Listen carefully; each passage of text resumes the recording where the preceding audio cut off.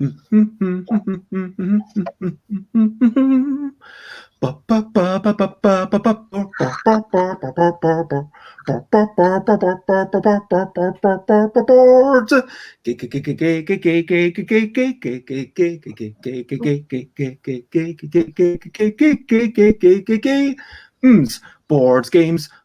games, it's what we're talking about. Board games, I'm not gonna shout. I am starting off this morning with a little bit of singing. And over here, it's not a robot, it is the person who is known as Scott. And over here, we're not going to ask them to take a fall, we're going to pull them up. And it is Paul. And over there, directly under me, it is the person known as Harley. We're here to talk about game books in a variety of styles because everyone here except me has written them in the past while. By while, that might be several years, or it might be just in this month, so I've heard. Game books is what I'm talking about. Game books, we're not going to shout. Hello and good morning, good afternoon, good whatever it is, wherever you are. I hope everyone is generally well. This is episode 322 of Bezzy Beats and Board Game Blether, and I am going to be streaming at 10 a.m. UK time every day for the next 78 days. And today I've got a special treat. I'm excited for this to be the first group discussion in discussing game books with Peter, who will hopefully be coming up later, Harley, Scott, and Paul. And we're going to be showing off one of our favourites. We're going to be chatting a wee bit about who we are, introducing ourselves, and maybe sharing a little bit of talk about why this game book is our favourite. It's a bit of a show and tell, and then we'll chat about how to expand the audience. That's our topic for this first ever episode of Let's Talk About Game Books with a whole bunch of people, which is my not so snappy title for this series. So, yeah, I hope that everyone is generally well. Can I ask you, going clockwise, so Scott, Paul, and then Harley, can I ask you to give yourselves a wee bit of an introduction? Well, I'm Scott Moore. I'm a board game designer. My first game came out last year called This War Without an Enemy. But I'm also a big game book fan. I was given my first game book for Christmas 1982. It's The Warlock of Firetop Mountain. The book had been released just a few months earlier, and I remember spending all of Christmas playing it. Even when we went somewhere in the car, I would take my pencil, my dice, and my piece of paper so I could keep playing it until I reached the end. Nice. And hello, Sate. It is lovely to see you.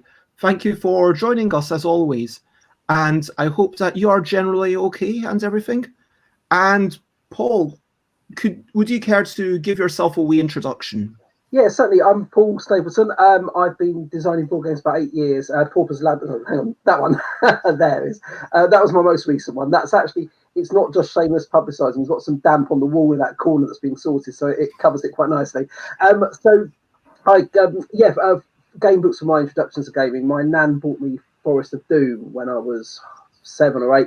She went to Malta on holiday, and I think she forgot to get me a present because she picked it up from the W.H. Smiths at Gatwick Airport, and she was quite untogether, my nan. And I took it to bed with me that night, not knowing really what it was, and I was absolutely sort of bowled over by it, and it kind of opened up a whole sort of new, a form of reading that I was interested in. So that's where it started for me. And like Scott, I couldn't leave the house without a couple of dice and a pencil in my pocket. It's awesome. I'm sure that a lot of our listeners will kind of empathize and lots of stuff. Hello, Hal. It is lovely to see you. And lots of love. Say, do what you need to do. Get on with your own life. But lots of love for lurking. I appreciate you generally lurking. And Harley, can you talk about yourself and how you got into game books and what you're proud of?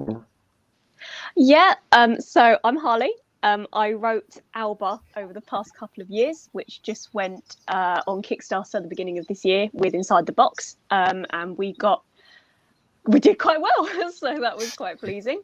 I got into game books when I was also quite young. I was probably about 8 or 9, doing the scholastic book fairs where they come to your school when they like, look, children, come and look at the books. And like any precocious 8-year-old, I was like, yeah, goosebumps. I'm hard. I'm tough. I like reading these scary books. And then I was like, oh, give yourself goosebumps one. Let's have a look at that. So yeah, that was my first game book, choose your own adventure kind of thing, and I never looked back. That is lovely, and I can't remember what my first game book is, but it was definitely also one of the fighting fantasy books. So it's really fascinating that 3/4 of us were just drawn in. And I too have memories of being in the car where I never used a pencil, I'm not going to lie. The first time I ever used a pencil or writing implements was when I did it on stream. Because up until that point, I was just, yeah, I don't want to deface the book. I don't want to be writing things. I don't want to have to take lots of notes. Maybe I'll put little bits of paper in to mark the pages, but that's as much as I can do, just mark where I am. And it was just a case of, okay, where did I go? And then just kind of trying to remember maybe what I had, or what I did. I can understand in retrospect how I wasn't playing them quite as intended. But regardless, let's take a step back and talk about a few of our recent highlights, living life and seeing the sights, recent highlights, playing games and other delights, recent highlights. So what are some of your recent highlights? What have you been enjoying recently? Whether you're in chat or, again, just for the show, I will mix you up sometimes, but please keep going clockwise if that's okay. So, Scott, what have you been up to? What have you enjoyed? Well, I wouldn't say I enjoyed it, but I got my COVID jab a few days ago, so that was good to know. And it wasn't too bad. A little bit of few hours of suffering, but it was all over pretty soon. But what I'm most proud of from the past week is I wrote my first ever game book.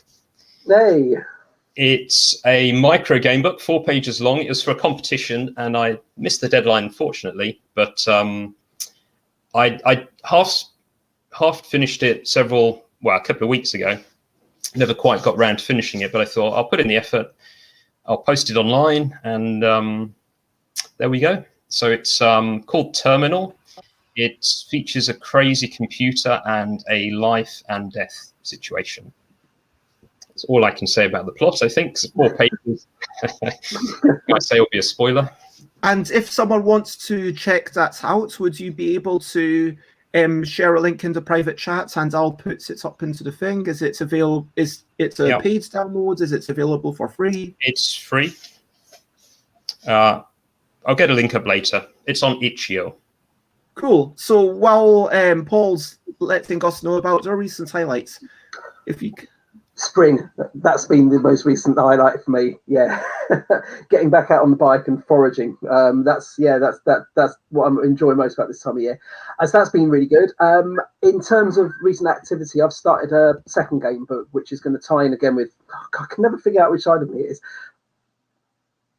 So that's going to be the time with the next Pauper's Adder expansion. So I'm not very advanced on it yet. Maybe sort of 2 or 3 weeks in, but I'm enjoying that. It's nice to be writing something other than a rule book. Well, congratulations on that. Thanks. And it sounds like everyone's generally been quite productive for this year, at least. And I guess Harley is, well, but what are some of your recent highlights? Any games played? I've been, my partner and I, we were playing together Clock Tower 3 on the PlayStation 2. I say we were playing, I was playing it, and he was looking up a guide because he was worried he was going to be too scared. And we had a great blast doing that until we got to the final boss fight, which everyone on the internet is like, the difficulty spike is ridiculous. there's like you just have to sit there for hours and try it over and over again. And I tried it like 3 times, and I was like, absolutely not. The game is done. I'm not doing it anymore. So that's just kind of sitting on our TV stand, looking neglected and slowly gathering dust now. But we're looking into playing the Resident Evil games together, so we could have a laugh. Not a good choice.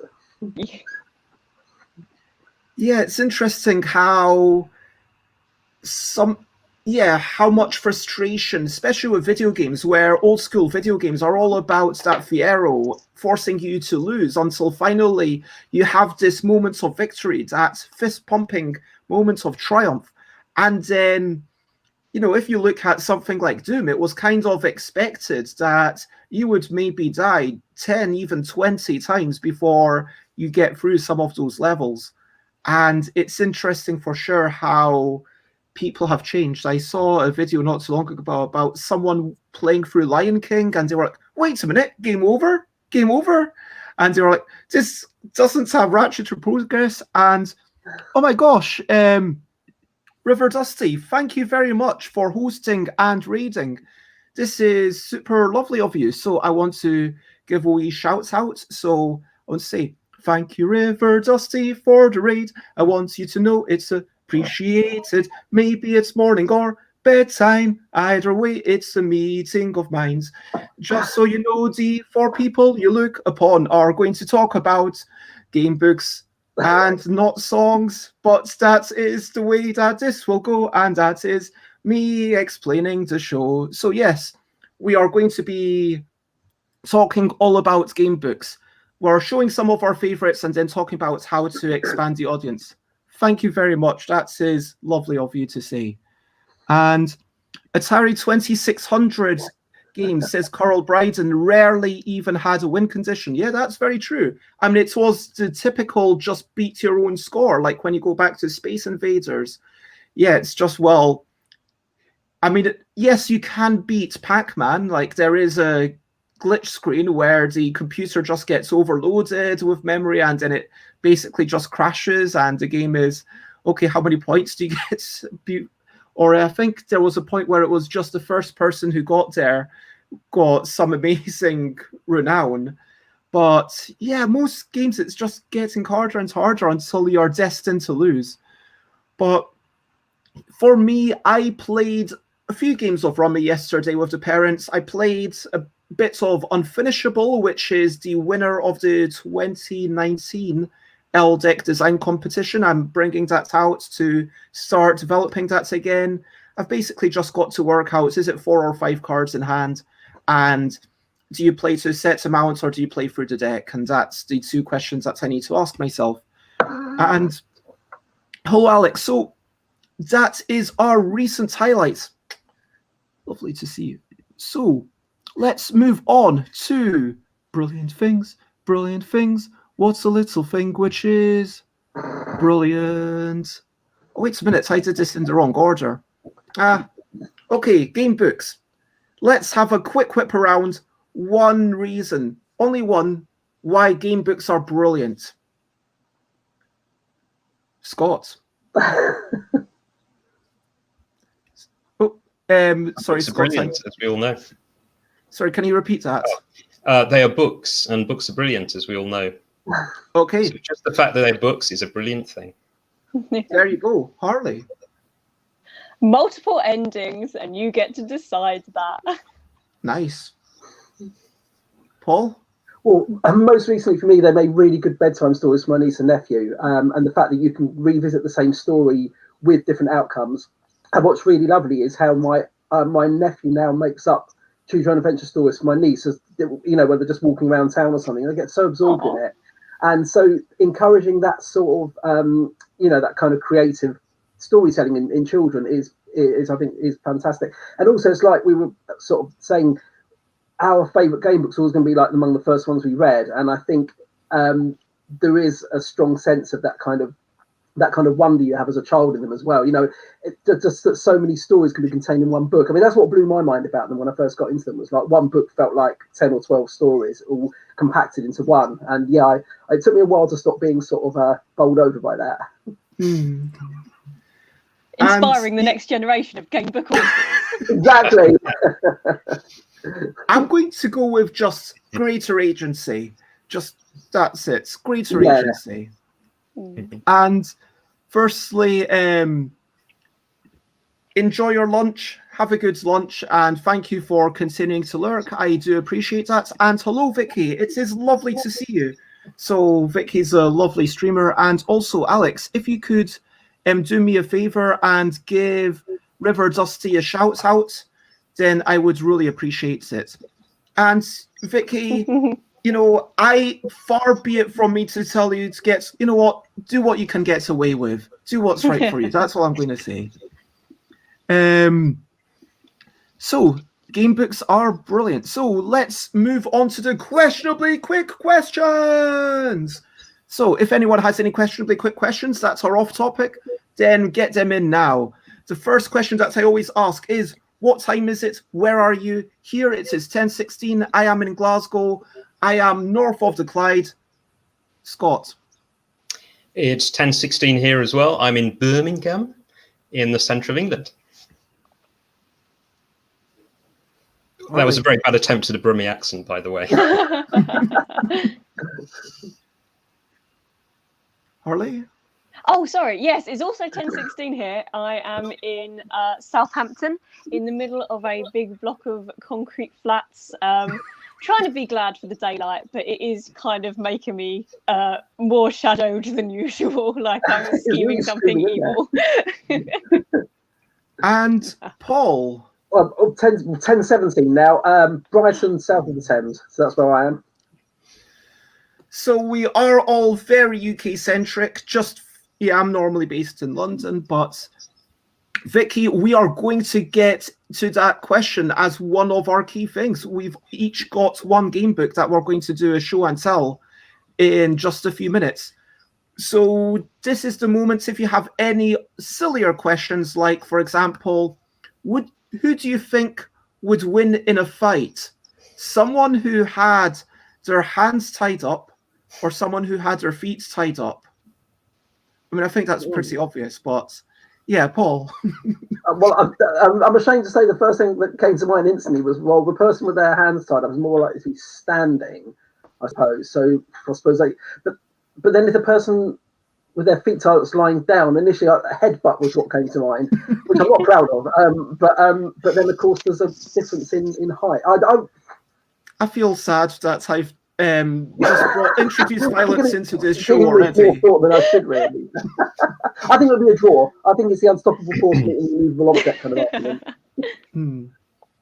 I mean, I feel like the hands tied up is not as bad as feet tied up. Yeah, you got more scope, I think. Yeah, you can still get up, you can still walk around, you can still charge the other person, I feel. Yeah. Maybe push them around a wee bit. But you could run away. I like that. Yeah, running away is a way to win the fight. Fight and flight. Vicky asks, what did you eat for breakfast? I had a single kiwi for breakfast. That is what I have had. I don't always eat something in the mornings before my show, but today I had one kiwi. That is what I've had. I normally have quite a big, let's call it a brunchy lunch. And then I have a mid-afternoon snack, and then I have a dinner. So I might eat a bit too much in the afternoon. I'm not going to lie. But yeah, that was in the breakfast. In the mornings, I have a very small thing. It's just a kiwi for me. How about you, Paul? Cognac. Not really. No, I had some toast. That's all I've had. Cognac on toast. Now, makes it quite wet, though. More of a smoothie by the end of it. Yeah. Toast and cognac smoothie. It's worth a try. Scott? I had some muesli with raspberries and an espresso coffee with black, no milk, no sugar. Yeah, those raspberries, like a little bit of fresh, fancy fruit. I mean, that's going to really elevate your muesli. Nice one. Harley? I'm currently eating a carrot cake naked bar, which you'll see me take discreet bites of throughout the stream and then try and pick the walnuts out of my teeth. As long as you're muting yourself while you are doing all the crunchy, that's all good. You just see me occasionally going,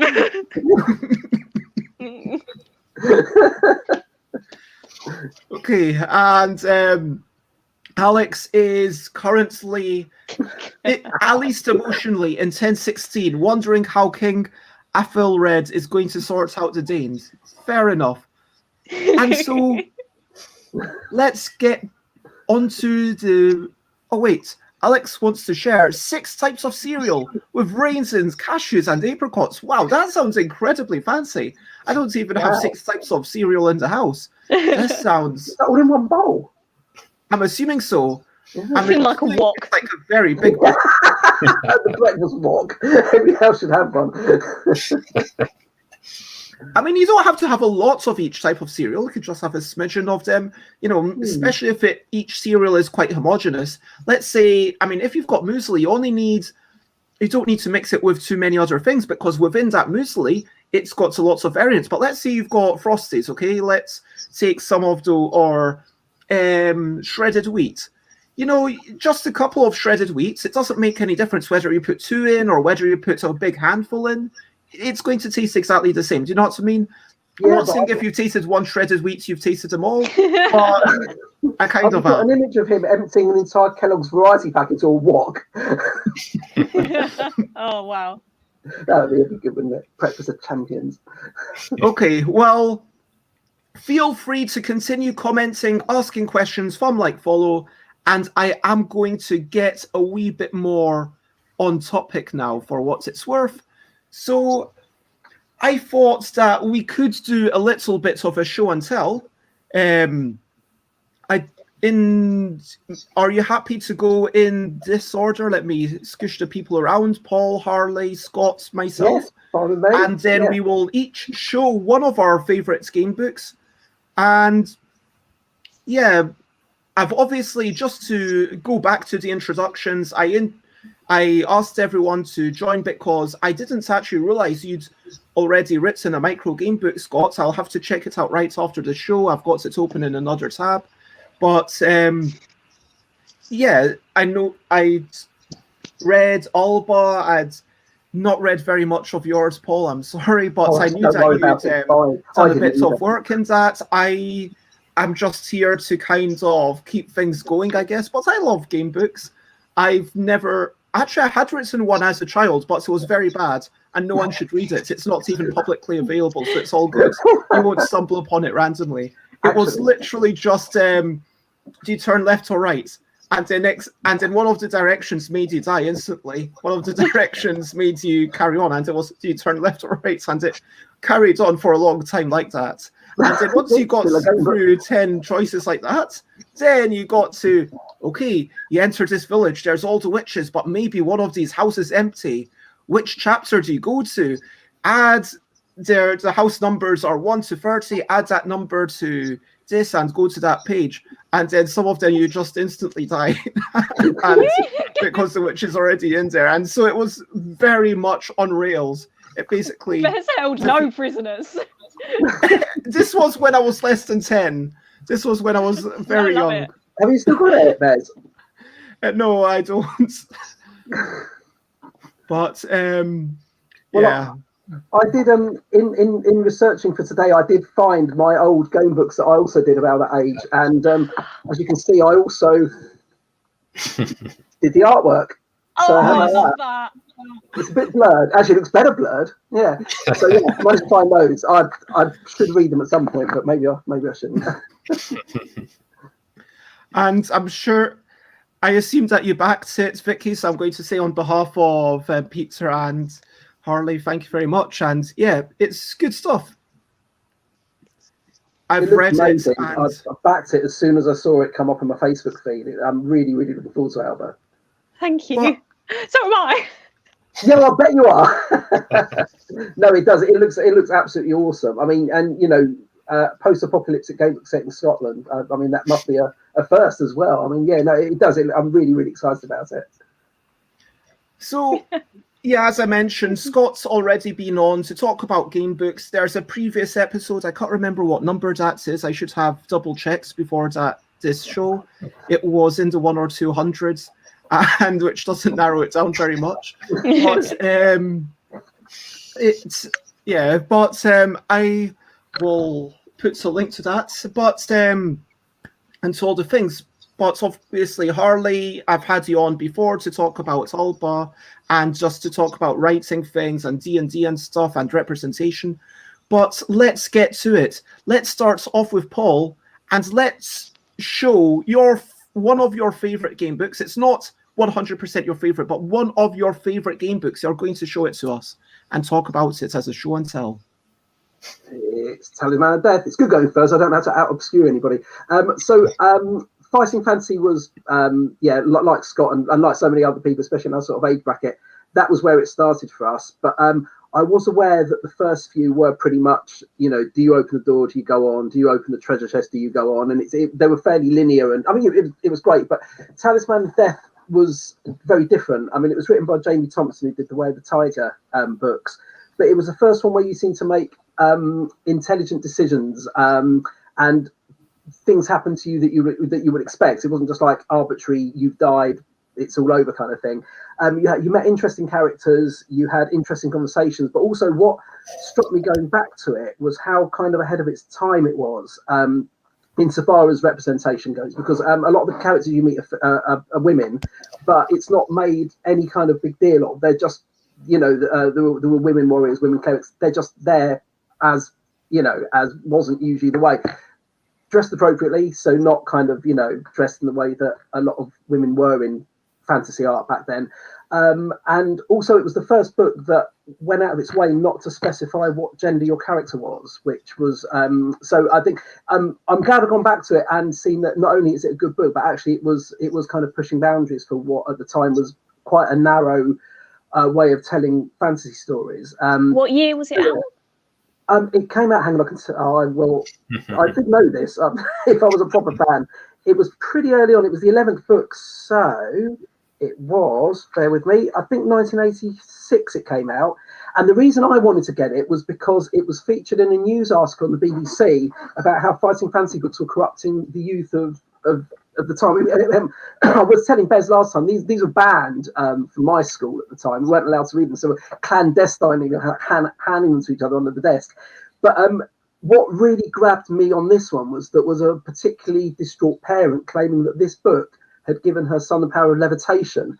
My mum didn't want me reading them, but I thought, worst case scenario, it'll still be a really good book. Best case scenario, I might learn to fly having read it. I mean, I was only like 9 at the time, so it didn't seem like it was an impossibility. So disappointingly, I remain ground bound. But it's a very good book, and like I say, if we're going to sort of touch on like the issue of representation in these books, this is a good one to sort of start with. It pushed the envelope on a lot of things. But like I say, it did it in such a way that it was just people were just in the positions they were in because they were good at it, and it didn't really matter, what else sort of made that up. But yeah, I'd recommend it highly. It's a really good book, and it's stood the test of time well. So yeah, that's my favourite. But I think after this, I think it'll be Alba without a doubt after it's out. And I see that that's number 11 in the original series, and so it sounds like it definitely elevated it. Was that written by both of them? No, neither of them. No. It's one, actually written by Jamie Thompson and Mark Smith. I see. Yeah, that's right. Well, actually, it wasn't the first one to be written by somebody else. Was the 8th one. It was written by the other Steve Jackson as a bit of a joke. He spent a week in their office, just did it as Steve Jackson. Everyone just assumed it was the other Steve Jackson, but it wasn't. It was the other one. So I thought Steve Jackson was a very prolific person when I was young. I didn't realize there were 2 of them. But that's the first sort of bona fide one. They kind of I thought Steve Jackson Games was the same. Oh, yeah. Tell us, how does he sleep? It was amazing, the output. But yeah, of course, there were 2 different people in 2 different countries. So. But okay, I see that we've got our 4th guest, 5th member of this gangly group. Yeah, Harley, help me with words, please. Yes, the 5th member of our powerful Game Book Alliance. Okay, there you go. And so, hello, Peter, and jump Hello. in. Sorry that I'm extraordinarily late. I Yeah, I'm sorry. But now I'm here, so Hello, huzzah. Dutch. It is lovely to see you. And here we have the publisher of Alba. And Peter, I hope that you have a favourite game book with you. I mean, yeah, it's obviously Alba. Like, I mean, I've got a copy right here. All right. Okay, I'll allow it. I mean, I'm pretty sure I've got another couple of other game books on here, but that would be a terrible idea. You can slide in the marketing. All right. Look, we've already got people bigging up Alba in the comments. You don't need to do it for them. Why not? Just pile it on. Just keep on the praise, you know? Just massage my ego as much as possible. Okay, fine. Well, anyway, look, yeah. I mean, it would be a bit late, although there is still late orders and stuff going on, aren't there? Yeah, we're going to be launching the backer kit soon for like pre-orders and whatnot. Anyway, just to catch you up to speed, we've talked about brilliant things. We're talking about Talisman of Death, which is, I believe we've just been heard, the second game book that wasn't, second fighting fantasy game book that wasn't done by Peter Jackson or sorry, Steve Jackson. Peter Jackson, that would have been brilliant. The squiggy Kiwi. No. Yeah, clearly I haven't eaten enough. Clearly I should have eaten more than just the one kiwi. Maybe I needed a bit more sleep. I don't know what it is with me. Maybe Please the kiwi was what led you to the Freudian slip there. Yeah. So many Kiwis. So, Talisman of Death. Anything more to say, or does anyone have any questions or comments about this? Scott, I assume you've read this. I've never read this before. Yeah, one of the interesting things about it was that it wasn't set in... It was set in its own land called Orb, which I think the authors developed for Way of the Tiger. Yeah. Which, but I think they wrote this one first. So I think they developed the world as part of a role-playing campaign, RPG campaign, D&D or whatever. So I think in that book, you sort of really feel that there's a sort of world behind it, and you feel there's a lot more there going on there than is actually in the book itself. Well, I think with Alanzia, they retconned a lot of it, didn't they, to sort of give it a sense of a world, whereas with Talisman of Death and Orb, it felt like it had been planned out beforehand, so you had different gods and factions, and, you know, it really did feel like a world was already there. Whereas I think, yeah, with Alanzia and the fighting fantasy stuff, it did feel like they were making up as they went along, which is, you know, equally fine. I don't think they ever expect to have 59 books, so, you know. I mean, Scott, you talked a while back about how fighting fantasy kind of, it's not that it's overrated, it was brilliant for its time, but it was elevated when other people joined in. The format has been elevated by, I think you mentioned Jonathan Green and other people who continue to do it. Would you say that fighting fantasy as a series was improved when, yes, Ian Livingstone did amazing work in getting it going, but when they kind of stepped back and let other people take control of the writing? I think a lot of fighting fantasy fans do think some of the later books are the best. So they obviously brought in new authors right from, you know, fairly early on, but the quality was, to be honest, quite varied. Yeah, some books pretty poor, some are really good. But, you know, there were a few authors. A lot of them had worked for Games Workshop because I think Ian Livingstone and Steve Jackson they were looking for people to write the books. They needed to produce 3 or 4 a year for the publisher. So they drafted in friends, colleagues, work colleagues, anyone they could to write these books. And yeah, some of the later books were darker, perhaps for a slightly older audience. And obviously they had to keep the same game system, you know, with skill, stamina, luck, etc. But they tried to innovate as much as they could within that. So from Talisman of Death, something which tells you this is going to be a bit adult, a bit grisly, let's go to something a bit more possibly kid-friendly. So Harley. Yes, I thought Give Yourself Goosebumps escape level of horrors. I when I did my first chat with you, Bez, I remember talking about how when I read Toy Terra, batteries not included, when I was a child, that I went around. I was trying to bookmark all the pages with my fingers and like go back, because this book just kills you. It's like you went left, you're eaten by a crocodile. Sucks for you. So basically, like the book that I wrote as an 8-year-old or whatever. Yeah, you should have pursued publishing. Clearly, if this can get done. But I went around yesterday with like this, as I was going like room to room talking to my partner, like, okay, I've got to make sure that I bookmark all of the places where I had a choice, so that if I chose the wrong one, I could go back. But it's not a long book, and obviously it is written for children, but I just love it. There's so much that is good, and it's like, it's not just always like turn to page 4. It's like, quick, you better run to page 4. They did loads of choose your own adventure books. Yeah, give yourself goosebumps. Yeah, I always used to get confused because the way that the G is, I thought it was I give yourself goosebumps, and I was like, what, that don't make any sense. Yeah. I thought, what's that mean? Can't believe they did some error on this book. Some weird Easter egg. Yeah, exactly. But yeah, my favorite thing about this is that you get stuck in a hall of mirrors, and it will be like, oh no, it's a mirror, turn to page 86. So you turn to page 86, and then it's like, oh no, you're still stuck in the hall of mirrors, turn to page 34. So you go to page 34, it's like, turn to page 86, and I'm like, oh, I see what you've done. That's clever. And it took me about four pages worth of reading this before I was like, oh, okay, hang on, I'm stuck in a hall of mirrors now, so I've got to go back to my last choice, because it was just batting me between these 2 pages. I just thought that was really fun.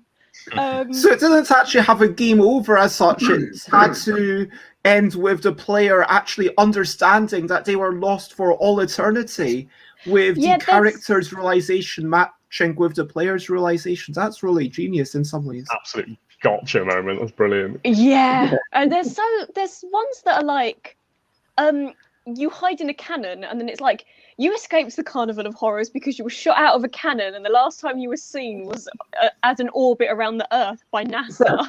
And I was like, okay, like, that one of the I'm good a kid. endings? Yeah. It's just there's loads. Goosebumps is really vicious. Yeah. There's one where you go down the slide of Terra, and no, it's the slide of Eternal Doom or something. And it's like, pick a slide, and if you're unlucky, you're stuck sliding forever. I'm like, oh no, R.L. Stein, how could you do this to me?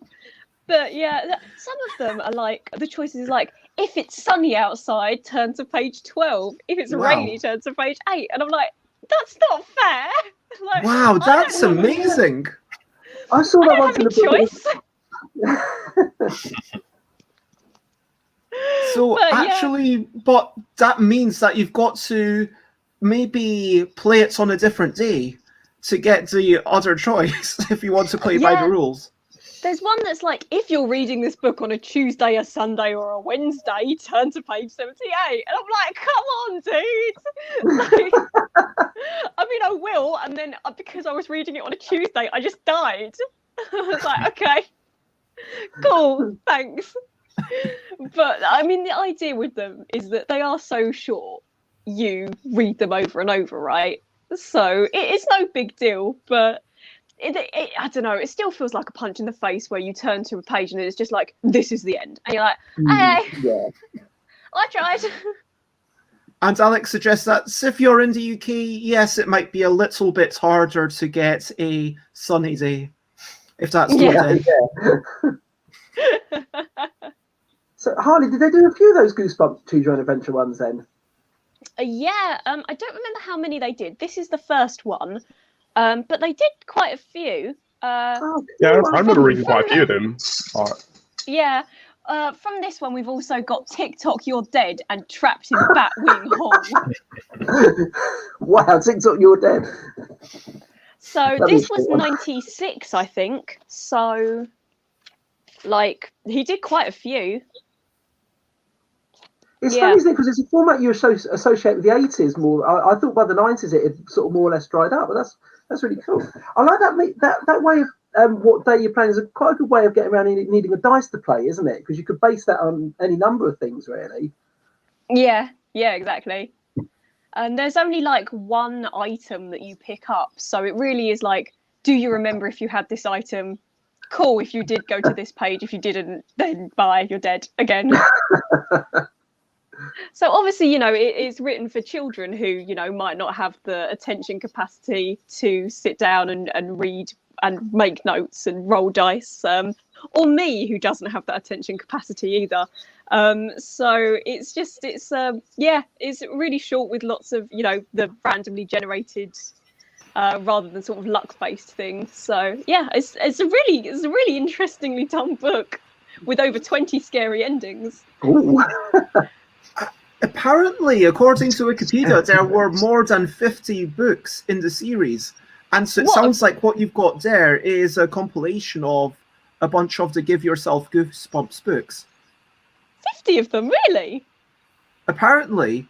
I mean, I think they might be like really mini books. Like, is the ones that you've got, you said there's like a few different stories in there? There's that. No, this one is just So one. This 140 pages. Does it have like a... Yeah, I'm just going to show... I think it's fine for me to show Wikipedia on screen. So yeah, apparently 50 books in the series, including the special editions, were published between 1995 and 2000. Oh my I mean, you God. thought that Fighting Fantasy was prolific with 4 a year, but that's 10 a year. That's ridiculous.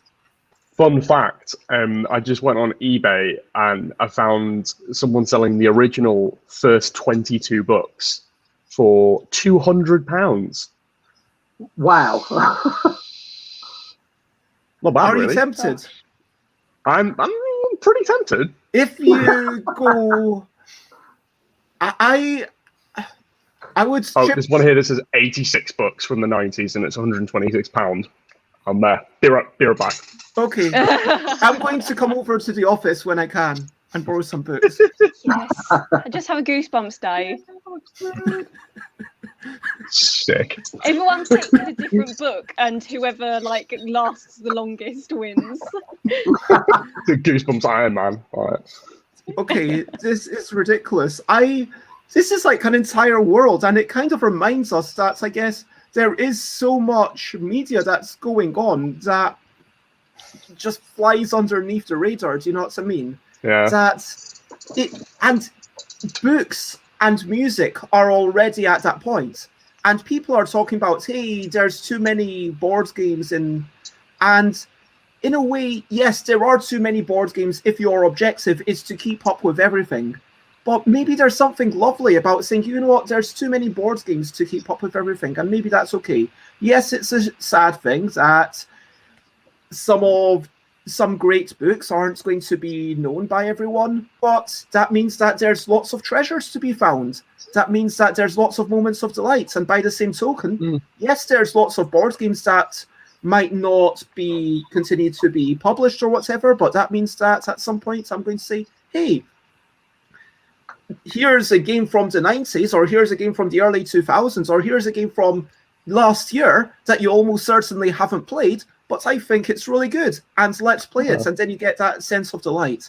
Yeah, just to go off on a wee bit of tangents about board games, ironically, because, yeah, it's normally board games, but we're talking about game books. It's all games, anyway. They're overlapping more than they used to as well now, I think, board games and game books. There's definitely more of a... an intersection. I think that thing of wanting sort of narrative is. I mean, this war of mine, playing that was pretty much like an incredible sort of meshing of two very sort of complex game book and complex board game. Yeah, so I think the two are overlapping more than they used to. I feel like when you talk about things overlapping, the things that come to my head are, the Adventure series by Matthew Dunstan, which it kind of moved away from the escape puzzly aspect. It's very much just a point-and-click adventure, but with cards. And then you've got, of course, Loop Garou that was republished by Van Ryder, and then Peter's company kind of stepping into the scene with Alba, and And what's it goes like that? stuffed tables and. What do you think? That's Peter. I was just like, the finger guns didn't quite translate in the two-dimensional format, but Okay. like I was pointing at myself somehow. I don't know. Anyway, but unless anyone has anything else to say about that whole notion of cross-pollination, maybe we can move over to Scott's pick. Oh, sorry, Harley, you had something to say? Oh no, I was just giving a thumbs up. I was like, yeah. Oh, cool. Excuse me. Scott. Really missed. Okay, so my book is, I mean, I could have picked a fighting fantasy or something like that, but I thought I'd go for something a bit more modern. So this is Ryder of the Black Sun. This was published, well, written in German. The author is called Sven Harder. But this is a translation to English. It's a very good translation. I think it's published about 4 or 5 years ago in German. And it's a very thick book, as you can see. It's 1,400 sections. So it's pretty big, one of the biggest. And it's a very narrative-based book. If you played the Lone Wolf books back in the 80s, it's more like them than fighting fantasy. So it's split into 10 chapters, almost as if it were 10 books in a series. And you play a character. The character obviously looks like this here. You don't know who you are. And you begin the book with this scene. Oops. So you see a body on the floor. You don't know who you are or where you are. You don't know if you've killed that person on the floor or not. So you have a sort of opening chapter, and gradually through the book, you discover who you are. And the book does finish actually with, or towards the end of the book, you get the same scene in the opening chapter, but you see it from a different perspective. Now, what I love about this book is, I mean, the plot, first of all, you don't know who you are, and you gradually, over the course of the book, discover who you are, what you've done, and why. There's also a great background behind it, so it's a fully fleshed out sort of fantasy world. Good illustrations. And it's a sort of more of a role-playing approach rather than the simple fighting fantasy. So you can acquire items. You've got skills which you can increase over the course of the game. You've got things like fate points, which you can earn fate points and then spend them when you want. And here's another illustration. So it's quite a relatively dark book. It's a little bit more aimed towards adults. And this was actually published in German, well, this edition by Manticore, which is a German publisher. So whereas most books these days are independently published, most game books, this one was published by a dedicated publisher who, they also publish German editions of some of the Sorcery series from Steve Jackson, for example, some of the other game books from the 80s. So it's a good example of a modern game book. It's successful, published in 2 languages, and the author actually, he had a Kickstarter a few weeks back for a heavy metal themed game book. So you play as, I guess, one of the members of a heavy metal band. And there was well, it hasn't been delivered yet, but there's a soundtrack CD as well, featuring 10 different heavy metal bands. So, yeah, Wow. I'm really looking forward to that one as well. That is, I'm digging the kind of sorry, Harley, help me, multi-thingy words today. Multimedia kind of thing. Oh, okay. I was like, I don't know, Bess. I'm so sorry. But Yeah, the mixed media. yeah, here I found it on Kickstarter. Here's a spread from the book that Metal Heroes, yes. is just finished, and here Looks for Metal awesome. Heroes. So And this was published in German as well, but the Kickstarter was for a translation into English. And here we've got another spread from the Kickstarter from Classic. the Ryder of the Black Sun. It really reminds me of the I've actually got a copy of it. The like heavy metal RPG. It's like Morkborg, and it's just like it's basically take every like heavy metal track that is just like death, Vikings, more death, skeletons, and then make that entire universe into an RPG, and it's just like the most ridiculous, like over the top, hyper violent Viking stabby death skull. Like, I mean, this is one of the pages. It's just like it's a list of like weapons, but it's a diagram of someone being killed with all the weapons. Blimey. It's so good. Like that's like, so you can see like where it has like the numbers next to it. It's like, oh yeah, just like roll a dice to like decide what weapon you get. And are those defaults that how much damage each weapon does? Yeah, exactly. Wow, that's an example of what default damage does to a chap. That is It's so good. Today's Like, stream is not safe for work. or anything. Stabbed with like 19 different weapons at once and still like, oh god. They're looking fabulous. Has anyone else played read, or I don't know what the correct verb is? Read, played. What verb would you actually? Experienced. Nice. Wrong Sure. way. Oh, wait a minute. So I'm kind of poking Scott's head at this point. here you can be next to each other. There you go. Now you can give each other a high five. Friends. Right. Get this right. No, that way. So has anyone else Okay. experienced Rider of the Black Sun other than Scott? I have not. Paul? Well, I need to correct you because it's in 3 languages now. Wow. Because I actually have an Italian version right here.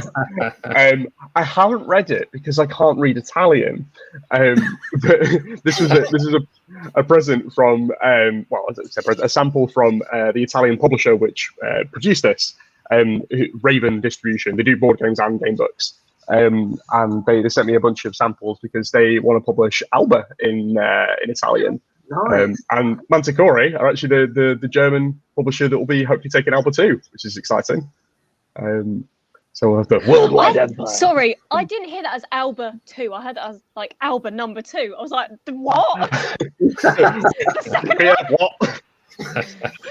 Yeah, You so, were- you were because you know, right. Harley, you're writing a sequel. This is a big Oh, reveal. Yeah, okay. Oh, well, This is what I Pete can't tells remember. me. I can't remember how much I've actually said like in public about what you're currently working on, Harley. Should we do a scoop? Yeah, you can do. Do a scoop exclusively for Bez TV. I am writing another book for Pete. Well, so that's that was kind exciting. of assumed. But congratulations! It's not. It's confirmed. It's not Alba 2. It's not Alba 2. You can give a bit. It You can give a bit more than that, Harley. Like, it's well, I don't know how much it's going to change depending on, because I'm writing the chapter plans at the moment.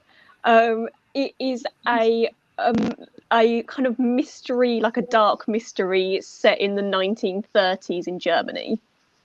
So kind of Jack the Ripper, Sherlock Holmes, but in Germany. Kind of. It's more supernatural than that. I wouldn't say think Lovecraftian, but it definitely has comparable vibes. Yeah. I have been reading some Lovecraft just to kind of pick up on the kind of spooky aesthetics. will it be called Omeba? No. Can I tell the title? Yeah, of course you can. It's called Abyss. Abyss. Ooh. Yeah. Yeah. Unfortunately, So- we've now locked ourselves into every title in the Open World Adventure Book series beginning with A, because there is another one that we're producing called Aegis, which is also beginning with an A. I mean, I was going to say, once you've even done 2 things, like that's started a It's pattern. locked in. So. It's locked in. You never And they change all it now. have to be short words, like Alright. also 2-syllable words. Abyss. God, yeah. Aegis, Oh, no. Alba. I've got Yeah, no, that's the rule now. I have It has to be title 2-syllable cards for words. ideas. Has to start with an A. And yeah. Yeah. Like, We're going to run up against a wall at some point, aren't we? I think Nah, there's you're enough right. of words starting with A. I think there's enough. The only thing is that you might have to start doing like longer, secondary part titles for searchability online. Yeah, Alba, but not the first Alba. This is actually a different Alba. We just ran out of words that began with A and had 2 syllables. The game book. But that's awesome, and it's great to hear that you're continuing the collaboration. And let's choose one of you. Well, Harley's already gone, so Peter, why don't you jump in ahead and show one of your favorites? I mean, look, we've already talked about Alba. If you've not gotten it, check it out, and I've already put in the link in. I'll put it in again. But do you have something that's not Alba that you can say this is a favorite, or you can? It's up to you. Yeah, you must talk about Alba. I don't have it to hand. It's actually upstairs, but I.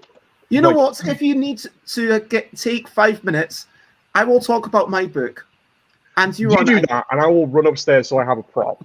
Okay. Be right back. By the way, sorry, I'm not typing this, but just to remind you, Paul, if you can mute yourself on the wee thing on the bottom left. Oh yes, of course, yeah, no problem. But my book, you can see that I'm kind of reading bits of it is simultaneously. It's called Pretty Little Mistakes. Now, this book is totally not safe for reading on this channel. I started reading it one time very late, and then I had to censor certain words. And then I realized that, hey, even though I'm censoring a lot of words, it is still about very adult themes. And that gets across. You can't just censor the entire paragraphs. Look, let me put up the sad stuff, trigger warnings. So this book has themes of sexual violence. It has themes of suicide. It has themes of cults. It has themes of serious abuse. It does get pretty heavy. It does. It starts off with It starts off with you just leaving American high school, and you're based in America. It's like, okay, what do I do? Do I go to university, or do I take a year out? And if you're taking a year out, well, do I go to Europe, or do I go? And then the chapters are really long, similar to Alba. I mean, one choice in here. Here's choice number section 192, and it is 3 and a bit pages. That's not uncommon. It is very unusual for a section to be less than a page long. Here's section 201, which is 1, 2, 3, again, almost 4 pages. This is the 4th page. And typically, as you're making your way through the book, what is really interesting about this is it's a whole bunch of really, really short stories. So you start off, you make a choice, you maybe make 8 choices during the game, and that is it. And then you die. And so it starts from you leaving. You always die, by the way, in this book. You always die. It goes on. Sometimes you die happy. Sometimes you die at an old age. Sometimes you're like, I can't remember what's the oldest that I've gotten to, but, older than you would expect, like maybe 100 or something. But some of them, okay, you die young. Some of them you have romances. It is I struggle to call it a young adult's book because of some of the themes that I mentioned earlier on, and it doesn't shy away from those. But let me actually put up the sad stuff banner again, because this is a very slight spoiler, but remember, there's over 150 endings in this book. So there's a lot, but in this book, you do get to shoot your rapist, which is, so you are often given that option, which is pretty cool. But yeah, that is my thing. Anyway, sorry, I understand that maybe some Dark people but are... interesting. It Right. is really fascinating because also, if you want to play it, I've not read through all of it. I'm probably never going to read through all of it, but I've read it maybe 20, 30, 40, 50 times, and probably, if I'm being honest, around the 30s, 40s. But each time I read it, maybe I will go through, and then the other really interesting design choice. This is a really interesting design choice. Look, here's section 194 from section 120. So every single section tells you where it's from. So the expectation is that you are going to get to the end. You are going to get to the end of your life. And you're not going to be like, okay, maybe I'll go backwards. And it makes it easy for you. It makes it so that you can go backwards and say, okay, I'll follow that other example. And then maybe you explore 8 of the endings in a single sitting because you explored that one. Maybe it's a short story. It takes you 5 minutes or 10 minutes to read because it's just a short story. And maybe some of the earlier parts you've already read. And then you get to the end and, oh, that was really interesting. And maybe I'll explore 1 or 2 more endings along that similar thing. And you find, wow, you have to be willing to... There is a sense of abnegation in this book also. I'm not going to lie. A lot of the choices that you make might not feel like they naturally lead to where you go. Sometimes you get on a boat and it's not within your control. It's just that there's a horrible person on that boat and something happens. You had no way of knowing that, but because you chose to get on that boat, you happen to... this horrible thing managed to happen. Do you know what I mean? And it's... This is the tricky thing about like those kinds of choices is that like whenever you're developing this kind of thing, you're always like...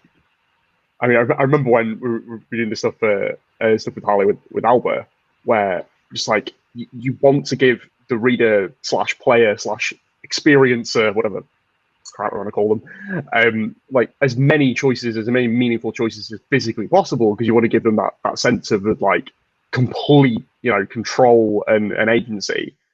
But at the same time, like if you get too granular, like, for example, do I get on the boat or do I not get on the boat? That choice would be kind of meaningless because probably in terms of the way you kind of like set that scene up, it would almost be obvious what the choice would be. So it's almost like, do I get on the spooky boat or do I not get on the spooky boat with the nasty man standing on it? Like, seriously, it's really tricky kind of finding that balance between giving as many choices as you can and being like giving that kind of open tree of like options, while also like recognizing where the choice actually wouldn't benefit the reader, wouldn't actually give them an extra sort of like layer of experience. Because in that sense, like they didn't choose to get on the boat, but they might choose how to respond to the situation on the boat. So you can kind of like play with the sort of tree structure and kind of the expectations of it a bit. But yeah, it's interesting to see that kind of in another book as well. Going back to Goosebumps really quickly, there's literally a bit where it's like, at the start of the book, it's like, do you go into the Carnival of Horrors or do you go away from the Carnival of Horrors? And then if you turn to, I go away from the Carnival of Horrors, it's like, no, you don't. You're going in. Bye. And then it's just like, now turn to the page that you're going to go to. So it's like, yes, that's really you've got to funny. make It this choice. literally says that. It literally says, no, or... Hang on, I'll see if I can find it. It's like your friend is trying to convince you to go in, and it's like, if you decide to go home, turn to page 10. That's it. You've decided not to sneak into the carnival. You're going home instead. Well, it's a good thing that your friend usually makes all the decisions. Otherwise, you'd never have any fun.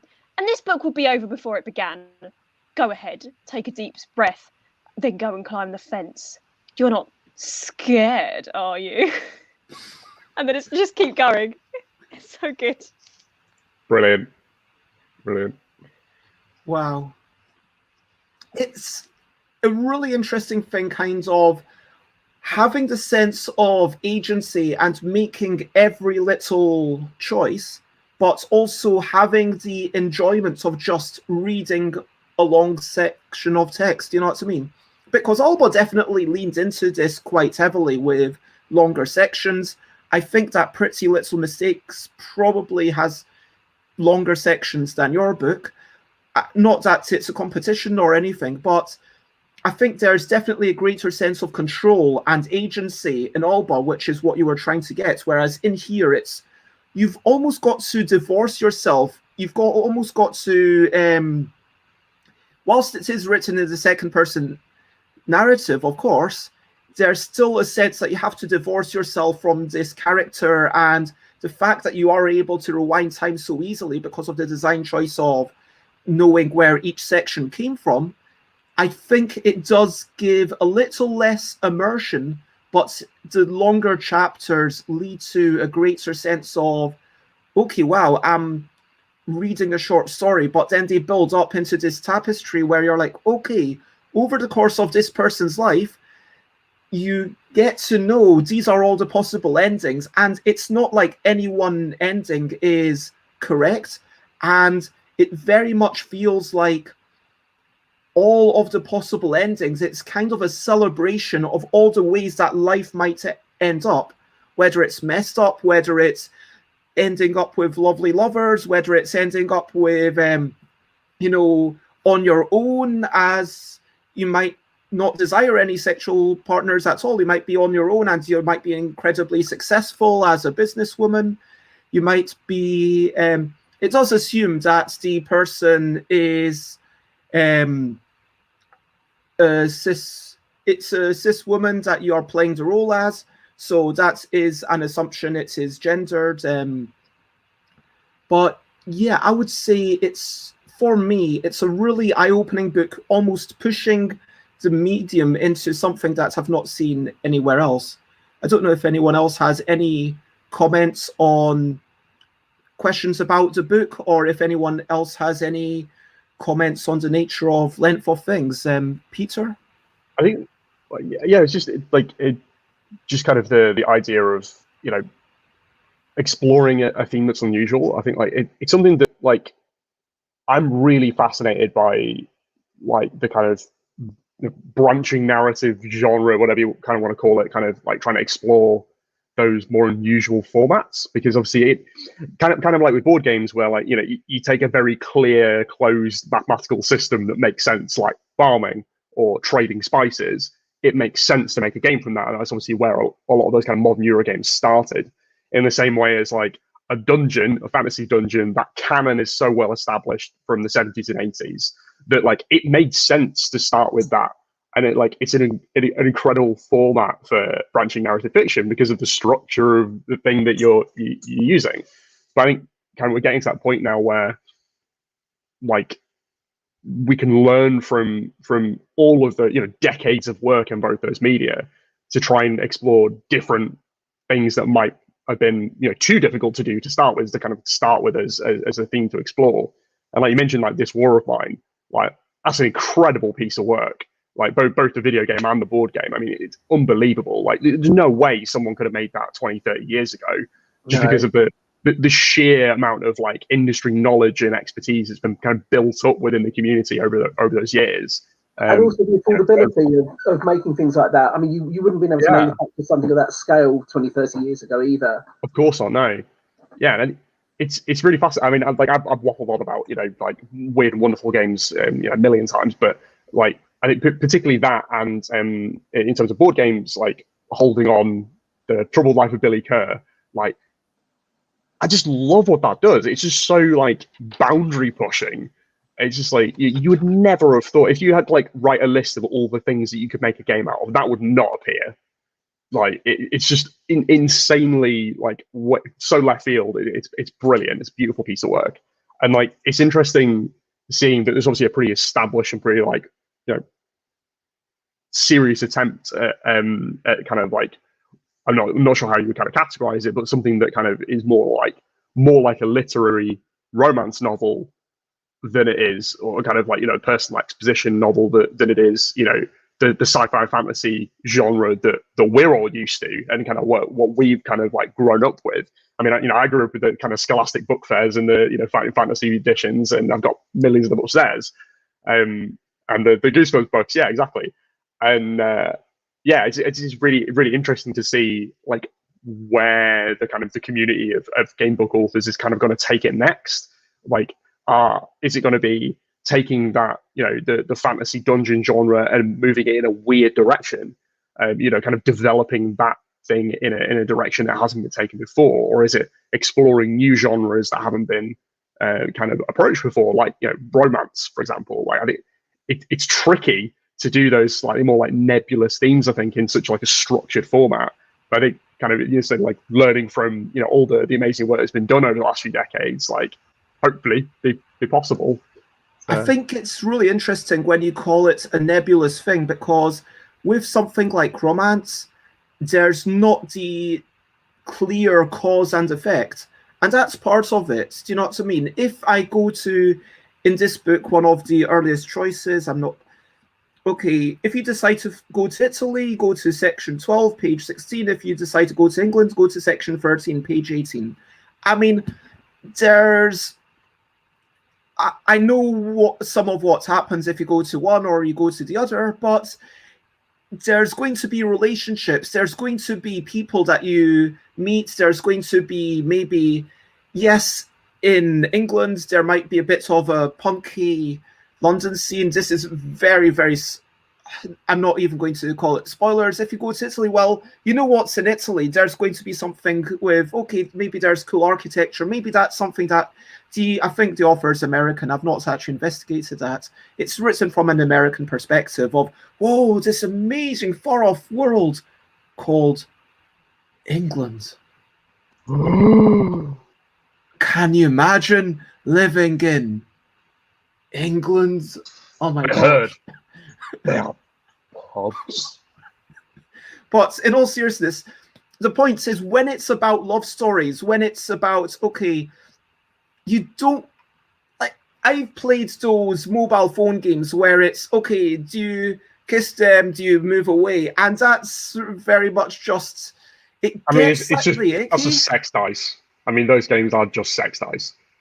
Like, no, you can get like, nice Otome games. It's okay. Some of them okay, are quite nice romances. I had like one which was quite nice. I just remember playing one on my phone where it's just like, do you A, kiss them on the face, or do you B, slap them on the butt? And I was just like, it's just so ham-fisted. It's kind of hilarious. It kind of takes away from I think you have to have some separation and lack of simple cause and effect if you are going to deal with those subjects in a game book setting. I don't think you can have that simple, yes, I walk there, okay, there's a monster, I'm going to you don't want to end up as clear as stab goblin, romance. But Alex, this is a really good question. I think that we should get to it after Peter's book. Well, thank you for that segue, Baz. I'm actually going to have to go shortly because I have another meeting to get to. But I will ensure that I give you a good overview of what I've decided as my kind of show and tell. So this is something I backed on Kickstarter not that long ago, and it's an illustrator who put this together. You can tell looking at it that it's an illustrator that made it. It's really beautifully done. It's very short. And it's in the sort of the general style of fighting fantasy, without the dice rolling, or without as much of the dice rolling. Like the character sheet is like quite simple. You can see like it's pretty straightforward. You got a few stats and stuff. You basically choose a character class which gives you all of this at the start. But it's just very. What's the name of this book? Beautifully done. It's called Into the Dungeon. So it's this little paperback one, and it's just really nicely done. Like it was a kind of lazy afternoon read that I just really enjoyed it. Like I got it just because it was like, it's a cool game book project. It was made in the UK, like a UK illustrator. I was like, that'd be cool. I'll back that and see how it goes. Like the illustrations, they're very like in that kind of fighting fantasy style, very like funsy, but also quite grim at the same time. Like there's one of them here where it's just like I think it really tickled that kind of that kind of nostalgia for, you know, when I was reading those Fighting Fantasy books in my school library from the Scholastic Book Fair kind of feel, but in, you know, kind of really appealing to my kind of graphic designer side as well, being a very like nicely put together, nicely illustrated book as well. But yeah, it's just like it's not the most innovative in terms of gameplay. It's not necessarily the most like refined in terms of copy, but I think it does everything that it does nicely. And it's like, you know, it's not the most ambitious project in the world, but it's really well crafted, and I really like that. I think it's, you know, obviously we kind of went in the direction with Alba. We're like, let's make the craziest, biggest, most complicated thing we can possibly imagine. But I think there's a lot to be said for something like this, where they've stuck to, you know, an idea and really crafted it nicely, and have kind of, you know, made it a really, really fun and engaging experience, and not bloated it. Because I think that's something that can happen, you know, with branching narrative stuff, is you go too far down the tree, and you end up, you know, with 9 million endings. You're like, I don't think I'm ever actually going to finish this. But, I mean, in Alba, there's a lot of kind of collapsing, and so you kind of shrink down the number of endings, and once you're on one place, well, there is a point where it kind of forces you to finish the book, whether you want to or not. Yeah, exactly. So I mean, like when we were kind of going through the kind of like design structure kind of work on that, basically we ended up calling like the onion system, where you basically got a bag of onions, right? And you open the bag of onions, and there's always the same one at the top of the bag, and that's chapter 1. And you go through, and one end of the onion, you go through a bunch of different branches, and you always end at the other side of the onion, regardless of which bit of the onion you went through, which layer you decided to go through. And then you pick another onion, and you go through that. And the same onion is at the bottom of the bag every time, but when you've got a bag full of onions, you might go for the one on the left or the one on the right, who knows? But rather than having one incredibly broad tree, we're like, if we have these onions, it feels like we can construct the structure of individual chapters of onion to be complex and meaningful in as broad as we can imagine within the defined context of that place or that time or that event, without worrying that it's going to like explode the number of options after that, because we know that there's a single point of contact to start each new chapter. So you know, some chapters are like, you know, little onions, and some of these colossal mutant onions that are, you know, be in the county fair kind of thing. Yeah, that was a really weird analogy, but it seemed to work. No, I get it. But going back to Into the Dungeon, it does seem like there's just value in having something that's pretty and lovely and beautiful to look at, because it's really nice. Yeah, all of these things, we do enjoy and appreciate them as physical objects. And I was talking the other day, it's not a game book, but I'm going to give it a shout out. The Boy, the Mole, the Fox and the Horse, which I mentioned last night on my show. Nice. And do you know this one? I don't know. I was just looking at it. It looks like a really nice edition. It's actually gold. It's hardcover, and it's really whimsical. Every single page is like just really nice paper. All the writing is done by ink, and these kind of quick watercolor and ink drawings, which look like they're done with a combination of pen and brush. And it's just that experience. The reason why we still buy books, why we still care about physical media, is because maybe we don't want to always be in front of a screen, even though that's kind of what we are lots of the time. Ironically. Yeah. No, I mean, I completely agree. I mean, obviously, like, I've published games and now also books. Like, you know, if people didn't like buying physical media, I'd be out of the job. But no, I mean, like, it's the same thing with the board games that you make. Like, it's exactly the same thinking process. Like, you can play a video game if you want a particular type of puzzle to solve, but there's that extra layer of experience that you get from tactile media that you don't get from digital media. And like, it's easier to see with board games in terms of picking up pieces, feeling the kind of the weight of things in your hand, slapping down a heavy token to be like, I'm committing to my move. Like there's so many like it feels like kind of intuitive that those things exist, but I think with books people forget that sometimes, but they remember it as soon as they go into a bookshop and they go to like, there's usually like a classics section where they've done like really beautiful reprints of like Pride and Prejudice or like Lord of the Rings or whatever else, and you're just like, oh, that's beautiful, like, and you want it on your shelf not just because it's a lovely thing to look at, but you feel like it kind of demonstrates the kind of the degree of the story. It's like, like I'm imagining, I'm 28, and like, in some number of years, like I'd like to have kids. I know, right? I'm either old or young, depends on your perspective. But like I'd like to have kids at some point, and I love the idea of like pulling off a bookshelf when my kid's like 6-7 years old, pulling off a really beautiful edition of The Hobbit, a book that I read as a kid, and I had a really lovely edition of it when I was a kid, and that really like made the experience so much more amazing. It was just like, this is a really special thing. This isn't just like a throwaway chunk of paper. It's like this is an artifact. It's like it's a thing that has like great value and prestige. And kind of like having the hardcover and the engraving or linen finish or a nice ribbon, and just like those little things that actually don't cost that much to manufacture. Like they take it from something that you take on holiday and then you lob in the swimming pool afterwards because it's worthless nonsense, like pulp trash that you just no, don't lob your books in the swimming pool. Don't. Okay, you put it in the sharing library in the hostel. Yeah, okay, that's a good thing to do. That's fine.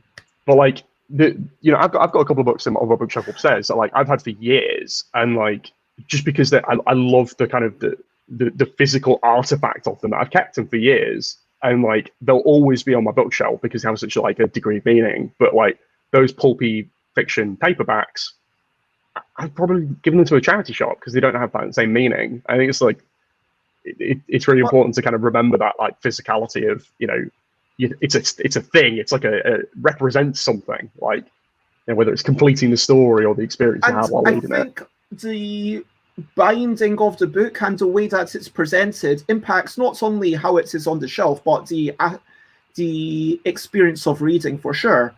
And I think if there's something that, let's not get too attached to stuff, let's share it. If there's something, even if it's a really lovely edition, do give it to charity or sell it on or give it to someone else. Like, we don't need to have all this stuff. I don't want to push into everyone has to, like, sorry, Peter, I'm not going to go into everyone has to have their own version of everybody has to buy a copy of Alba, right?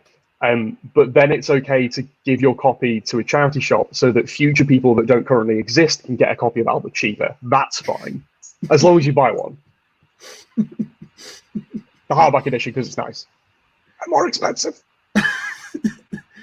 I'm pleading the fifth. I'm not getting involved with this time, Mum. And so before Peter goes, quickly, has anyone else... Hal says, all my favourite books are pretty smashed up paper books. I get the appeal of a nice edition though. And I think there's something to enjoy in just...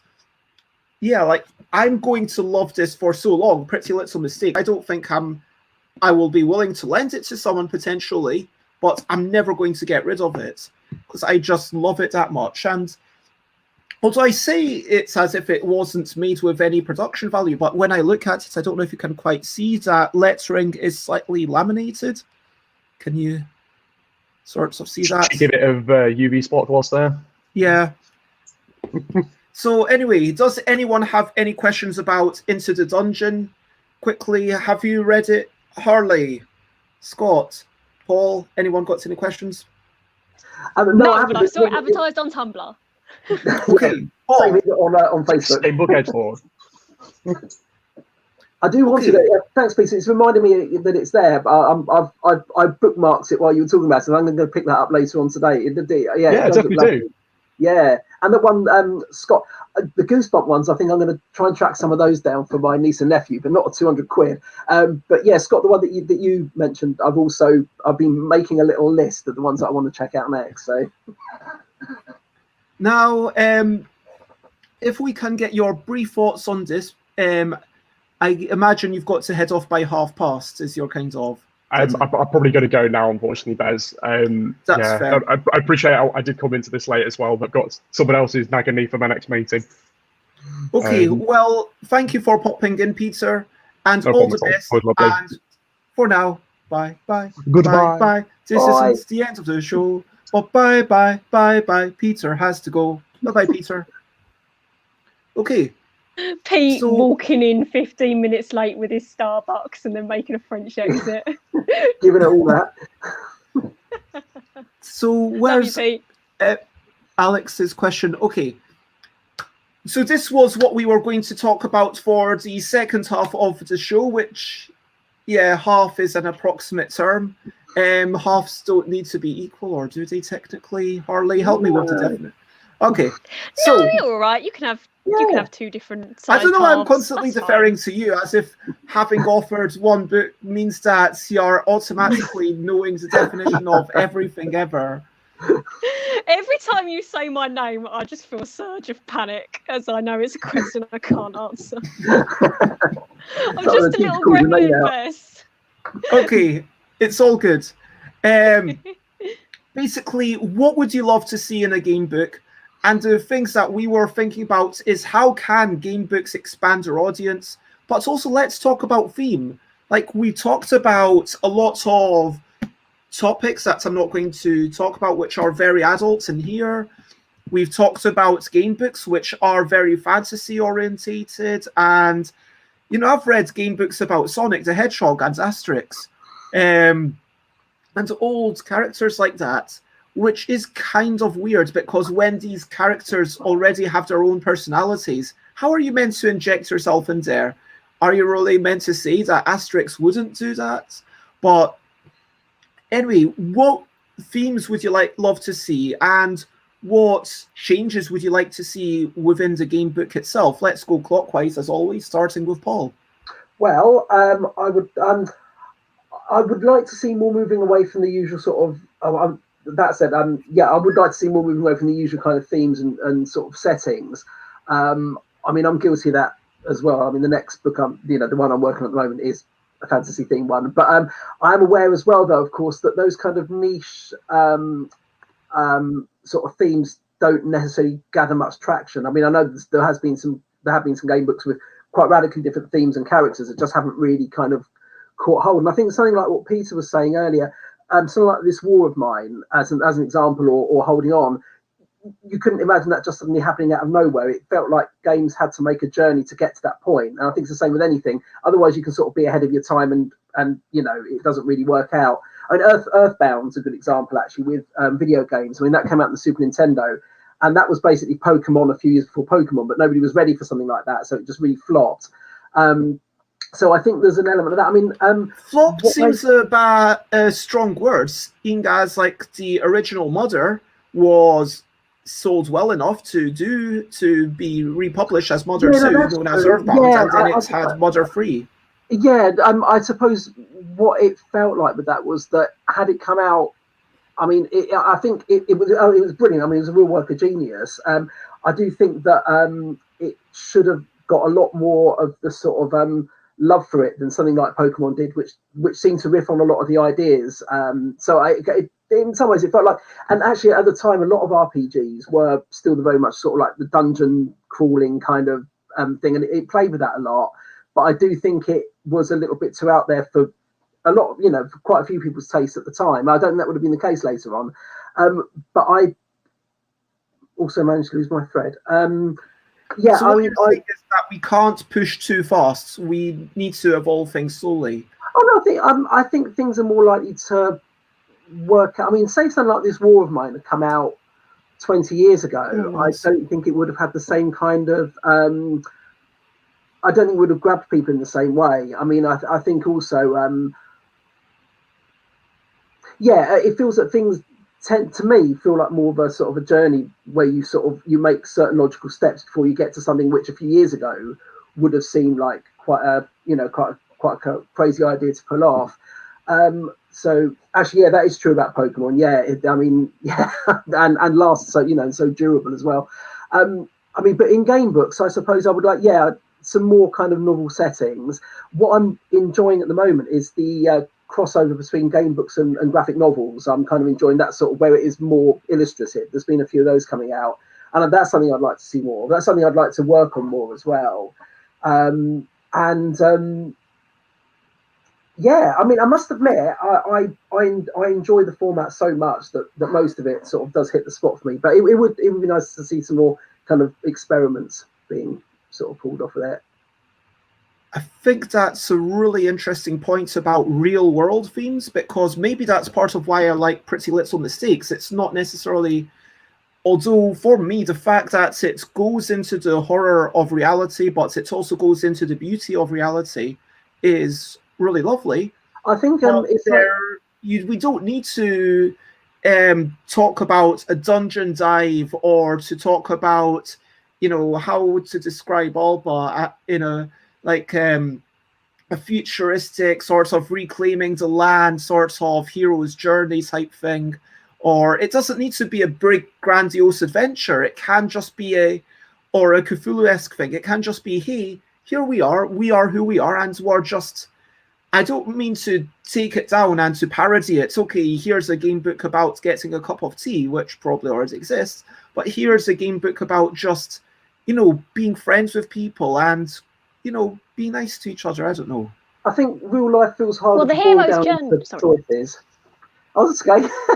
I think it's harder to boil real life down into 2 or 3 choices. There was actually a series of books that came out in the 80s called the Starlight Adventures. They were a spin-off from the Fighting Fantasy, which were actually at the time were marketed more towards girls than boys. But they were about they covered things like romance, kind of coming of age and that sort of thing.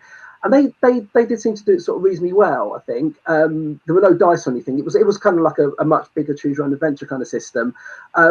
So I think if you're faced in kind of like real life situations in those sort of game books, you more notice the things that you can't choose to do, which you'd like to. And I think in a dungeon sort of setting or something, it is quite simple. You're trying to do something that you've got a goal. Whereas I suppose, like you say, making a cup of tea, life's made up of lots of smaller goals. Which, but I think it'd be interesting. I mean, it would be nice to see some everyday game books. Appointment with Fear. There was a fighting fantasy book that was about heroes.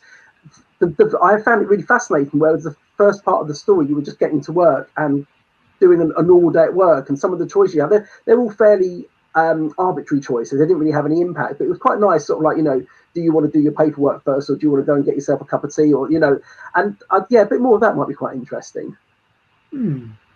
Yeah, a bit more grounding in reality and exploring these things. And I'd be interesting actually to see that once all of this is behind us, how many books come out that are based around what's happened in this last year. Because one thing I was sort of tentatively working on just before this happened was a game book set in a post-pandemic Britain, more like Survivors, Empty World kind of end of things. But of course, nobody really wants to read about that for the moment, do they? But I do wonder if after this, what sort of media will come out of it. And I think, the sort of because actually that's something that we've all been forced to make lots of choices that we wouldn't normally do. So maybe some kind of branching narrative around that might be quite interesting.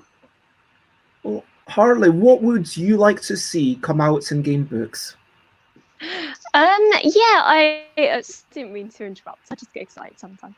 I think that this idea of you were talking about the hero's journey and how some the idea of fantasy in this huge world, but I think the hero's journey must depend on the hero, right? So if our hero is the elven warrior going through trying to save the princess in the castle, that's going to be a different story than if our hero is your nan who is waiting for her grandkids to come and visit, sort of thing. I would also like to see a broader version than just sort of you know, like a one-person D&D game sort of thing. Because last time we talked, we did kind of discuss the similarities between D&D and some game books. But I think there could be a really good market for video game books. Like, would I like to see a Final Fantasy Choose Your Own Adventure? Yes, I would. Would I want to see a Pokemon one? Yes, and I should write it because Pokemon's my favourite thing. Like, I just think that would be so cool. And it could be such a good idea because as we were talking about physical media earlier, you know, the idea of a physical tie-in to the virtual thing that you're playing on the screen. And, you know, maybe it also encouraged, not saying that, you know, kids don't read anymore, they're all glued to their screens. But, you know, if I had a book about Pokemon and Choose Your Own Adventure, I'd probably want a physical copy of it to read it, you know? Nintendo, hire me, please. All right. I mean, there is, of course, the comic already, like all the Pokemon comics, but you're imagining an actual, like, would it have a lot of words, or would it be a mixture, a comic-y thing, like some sorts of graphic novel, Choose Your Own Adventure? Yeah, I think it could be obviously, as you said, Pokemon has comics and Pokemon has trading cards and stuff like that. So there is physical Pokemon media. I have several Pokemon cards scribbled away somewhere. And I just think it could be like, you know, with like the pictures and like Pikachu using Thunderbolt, and then there's a picture of like Pikachu using Thunderbolt. Sorry, I'm getting really into this idea now. But yeah, I think it, especially for younger audiences, I mean, you know, even as an adult, I like reading books with pictures in them because I think they're cool. So, you know, it could be fun to just be like, yeah, pictures too. Yeah, pictures are always good. I guess the only downside is that per square inch, they probably take a lot more time to produce. Yeah. But yeah, that's a really good shout. It's just a lot more IP tie-ins. Scott, what are you thinking in terms of content? Before I sort of go into that, I'd just like to respond to mainly what Paul said. I think there are a lot of game books these days with different themes, but they tend to be written and published independently, so they don't really have much of an audience.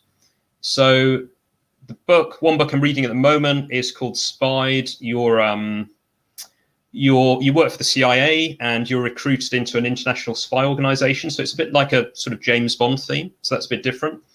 Another one I read recently was you are a female spy, parachuted into France during the Second World War.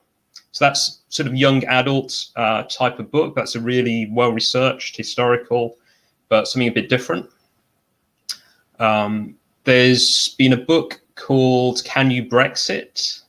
So in that, you're the Prime Minister and you're trying to successfully Brexit without ruining the economy and without losing power. So there are quite a lot of different themes, but they don't have much of an audience. So as Harley said, if books with an IP, I think, would attract a much bigger audience.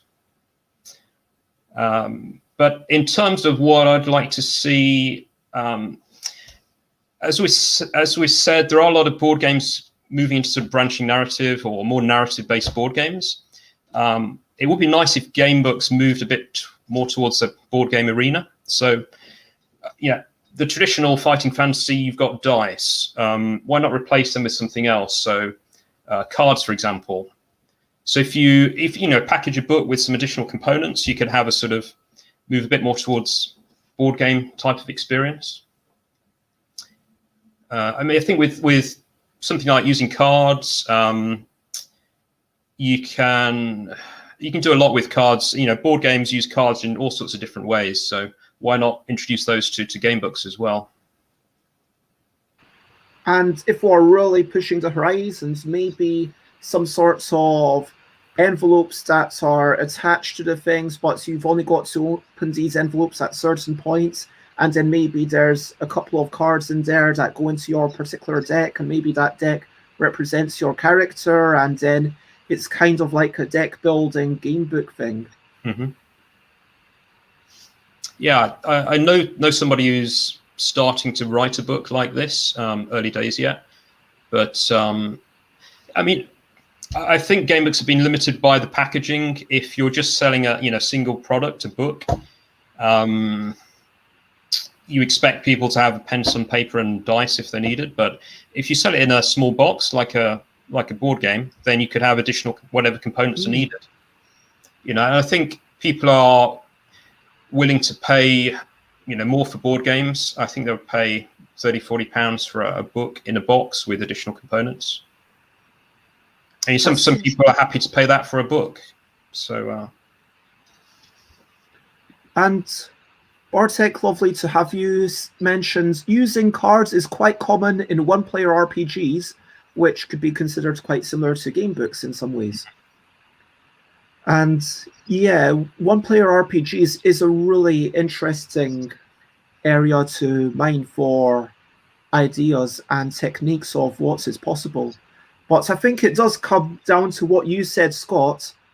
And I realize I didn't really answer the question, but I don't feel I have anything to add. I mean, we've had some really nice ideas. I mean, a game book about the difficulty. I mean, let me put up the sad stuff banner where, yep, this is going to be trigger warnings of depression, but if you don't like this sad stuff, then mute me when the sad stuff banner is up on screen and unmute me when the sad stuff banner goes away. So anyway, who here has played Depression Quest, which is this kind of point and click adventure online where basically it's a text-based choose your own adventure thing online. But the really interesting thing is that as you go through, certain options are grayed out because you just can't bring yourself to do them because you don't have the energy, if you know what I mean. And as you go through, you're trying to get yourself out of this depressive funk. And it's a real struggle. And going through this series of choices, you understand that, okay, I mean, for me, it kind of hits home too close. It was, yeah, not something that I made it all the way through, but I've heard lots of other people saying, yes, after playing this, I really understand and empathize and appreciate what's going on here. And unless anyone wants to directly reply to that, well, I just want to say that there's a lot of things like that. And like what Paul's saying, you could imagine something like that where it's just making a cup of tea when that might itself be a challenge to some people, and allowing yourself to actually understand, not in quite a LARP system, not in quite a board game, but just, okay, you're reading about the thoughts that are going through their heads, you're kind of trying to embody the character that might be struggling with things that you as a human don't struggle. So rather than a power fantasy, it's almost like a disempowerment, empathy reading, if you know what I mean. I think that would be really interesting.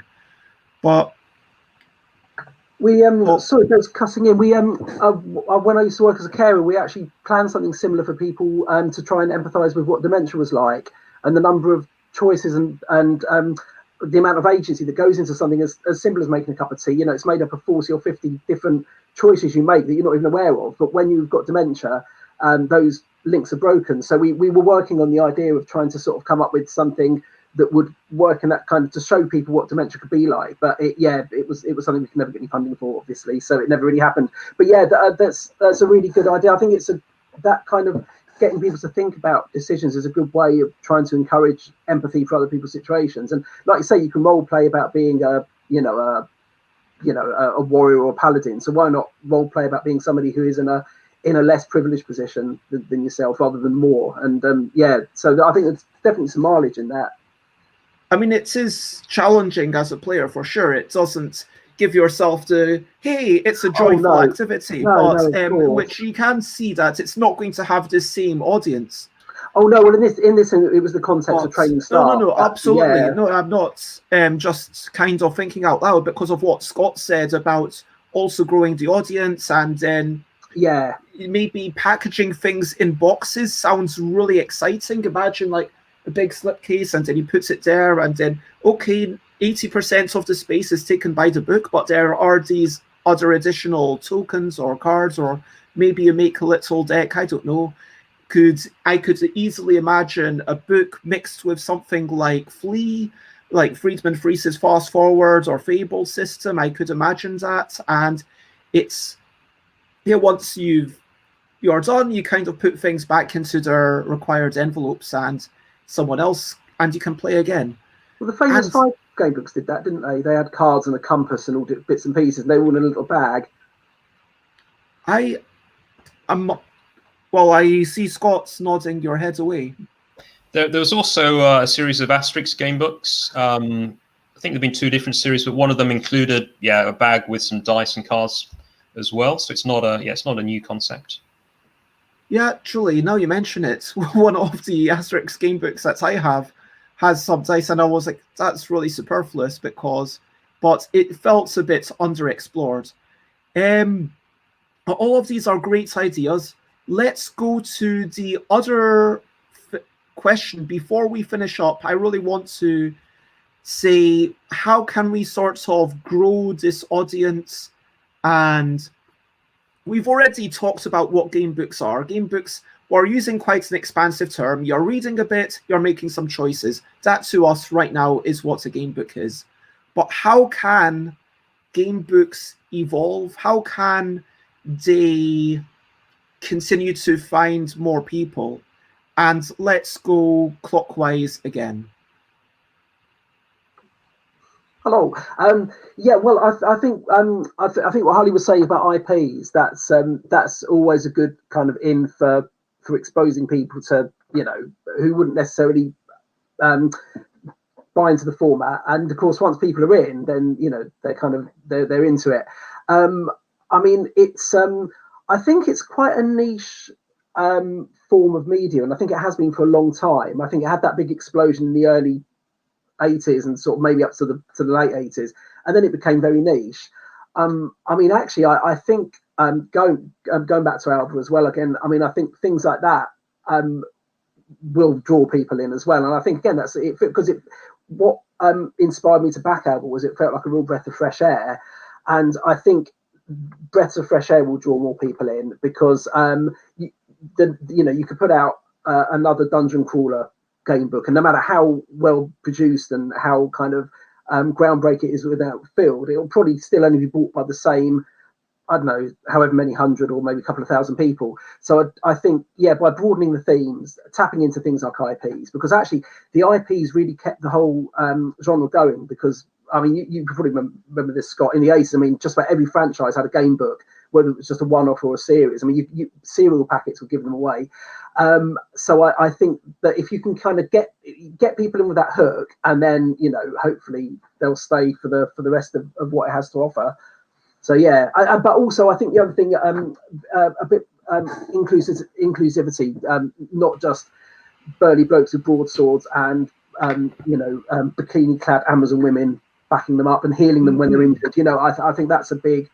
It's actually disappointing to see books and games that are coming out still with those kind of tropes. I sort of would like to think we've moved past that now. But so I think more representation. When I read some of the fighting fantasy books with my niece, she is aware of how she is playing a bloke, there's something. It's just it would be nicer if there were those options. Those are some really good points. A quick hello to Panic Games, lovely to see you, and Bodhi, always lovely to have you join us. And I think representation, it's a really interesting point, because I know in an interview within the past year, Ian Livingston was talking about how at the start of Fighting Fantasy they made real steps so that it's never you are a muscly dude or you are a baron or you are a woman, but at the same time, within the introduction of that, all the women are crying, and I during my read through, I think I spent about 10 or 15 minutes kind of analyzing this and deconstructing it, because that's the kind of, let's say, subconscious sexism, I don't know, that goes on in someone's head. And I understand it was a different time, and hopefully if Ian Livingston were to write it today, that kind of thing might be caught. Yes, of course, it was written in 82, I believe. Scott corrects me if I'm wrong. But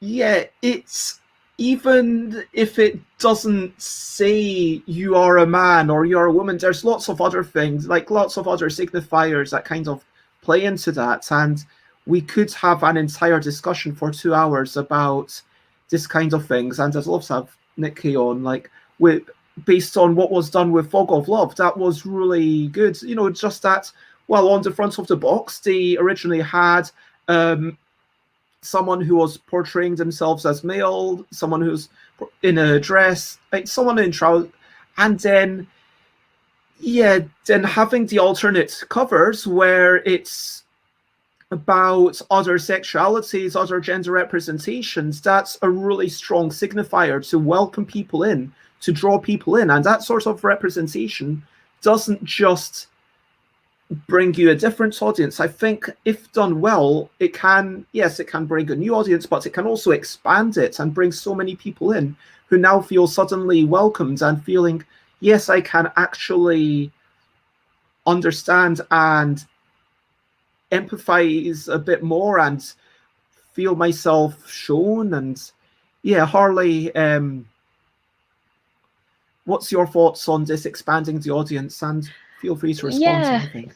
Yeah, I think when we did our first chat, I was agreeing with the thing that's Paul has brought up about trying to make the character, you know, not just one person, or and I was talking about how you know, when you're reading a book and it will suddenly be like, your pale skin is reflected, and you're like, well, that's suddenly alienated, you know, anyone who's not white reading this, right? I think that there is such a possibility for game books where the character is just, it's like, it is you, but we're not going to describe about you. You know, you have hands, that's it. You have hands, maybe you have hair, like you have eyes to see things, but we're not going to talk about your race, your gender, you know, your sexuality, even your height. Things like that is just like, it doesn't matter because that's not what the story is about, sort of thing. But also, you know, if we're talking about IP game books, maybe it is fun to be like, you are playing as Sonic, you know. You are not you in the Sonic the Hedgehog world, you are Sonic, so the choices you make, you know, would be Sonic's choices, not your choices. So I think that there could be, you know, a real possibility for both of those sort of places to be explored.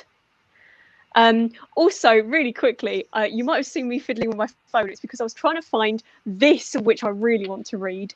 Lots of Boys, a multiple choice romance book that looks like it's from the 80s. I've tried to find this and I can't. Is it actually from the 80s? I think it is, because there is another one, 7 Boy Vacation. Oh, there's lots of boys in that one. But it really is just a choose your own adventure. Which boys are you going to kiss? I really want to read this so bad. It looks incredible. Those covers remind me very much of Dream Phone, if you know that old game from... Yeah, yes. Does epitomize that whole sort of 80s clothes and yeah, boys. She did about 8 of them, this Jan Gelman, and one of them is called like Boys, Boys, Boys, and I'm like, yes, all of the boys. It's incredible. I really want to read them, but I cannot find them for the life of me. If anyone has any leads, please let me know. I'll keep my eyes open at car boot sales for you. Thank you. Anyway, that's what I think the future of game books is: more boys. Okay. And more 80s clothes. Ross says, which boys would I kiss? All the boys. All the boys. Why not? I mean, in all seriousness, romance is such a big genre. I mean, if you look at what's actually selling well, it is the Mills and Boone stuff. Like, that does sell immensely well. When you look at what is doing well in mobile phone apps, it is things with simple choice. And like, have you seen that? Okay, I want to take a slight tangent. And we talked already about sexy games on mobile phones, which are kind of romance things, which ties in exactly what you've said. But have you also seen those ones where it's kind of an animated adventure, and then it's like, okay, if you choose the umbrella, then you get electrocuted in the rain. If you choose the newspaper, then at least you get through the rain. And then it would be interesting to play for a wee bit, except that then they throw in an advert every 30 seconds. And I'm like, yeah, I just can't be bothered with it. But yeah. Oh, man. Dutch Yoda took back my title as chat champion. Well, I'm not going to raid Idol Michael then. No. But thanks for sharing the bad news, I guess, for anyone who's wondering what's going on there. I'm honestly joking. But yeah. How to find new audiences. Scott. I mean, I agree with all that's been said. I think there's a lot that can be done in terms of genre and setting, point of view. But something else, because as Paul said, the sort of gamebook market, what used to be huge when there were traditional publishers involved, and then it declined. And there are a lot of books around, but as an independent author, it's very difficult to market them. So I think you need to connect with existing audiences, whether it's people who like a particular IP, or I think the board game audience is much larger. So if you can market game books to board game audience, which has been done with Alba, I think, really successfully, then that's a way to, you've got to sort of present the format to, to an existing audience of gamers, I think. And then they'll discover there are all sorts of books out there. Which, it is a sort of neglected format, I think, at the moment in terms of audience. It does come down to marketing for sure. And so at this point, I guess it's worth having a wrap up and doing a quick recap. Unless anyone thinks that they have anything more to say, have a wee ponder about that. Because we have already talked about starting off with the Warlock of Firetop Mountain, or the Forest of Doom, or Goosebumps, or in my say, one of the fighting fantasy, I just can't remember which one. But having that initial joy, we talked about writing Terminal, which I'm really interested to check out. I'm going to share that on Twitch one more time. And that's a 4-page micro game book by Scott that you can read for free. We talked about doing new versions of things. We talked about the frustration aspect of game books. How we talked about Talisman of Death, which I believe was Paul's, and how bringing in more people, bringing in more writers, because it is, I think the ideal game book writer wants to be a good writer, but also wants to have a strong understanding of game mechanics and kind of, the sorts of teaching and the flow of a game, because it is slightly different, and logic trees. We talked about Give Yourself Goosebumps, of which there's apparently 50 books, which is kind of crazy, 10 per year.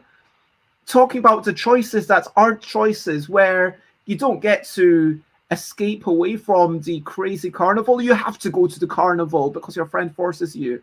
Or going to the Hall of Mirrors, where you don't die. You just keep going back and forth until you realize, wait a minute, damn, you got me, R.L. Stein. And we talked about meshing with other things. We talked about Ryder of the Black Sun, which we talked about the Italian version, and we talked a wee bit about Alba and about Abyss, which is coming up at some points in the future. Within the next 5 years, let's put a broad date. I mean, that doesn't mean that it's going to take 5 years, but fingers crossed, coming. And so more stuff coming out from Harley. And we talked about Pretty Little Mistakes and where game books can go, and having the length of sections, having that agency, having that balance.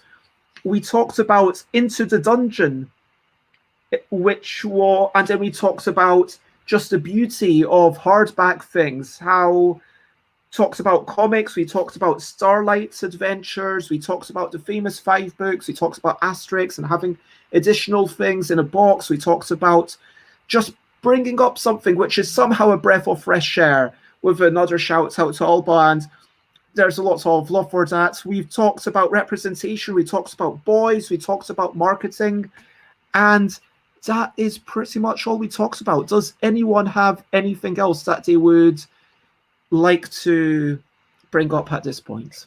It's not really a thing to bring up, but you've probably seen me looking down and doing little. It's because whenever I do one of these streams with you, I always try and make a little list of things that people have been mentioning, because there's always so much that everyone brings up, and it's always just really interesting. And it's like, okay, now I'm going to go away and spend the rest of the day researching. So I just think that's a lot of fun. I've got my little list on Notepad here, but also it's been interesting listening to everybody else talking about their their process of rewriting, especially what Peter was saying earlier about overloading players with choice. Because I'm doing my game book at the moment, I'm gonna the more sort of kind of pointers and guidance and things to sort of bear in mind, the better, really. So yeah, that was great. And I'm really looking forward to Abyss now. Yeah. Can't wait. Meant to ask how much game should be in a game book. That sounds like a question for another day. But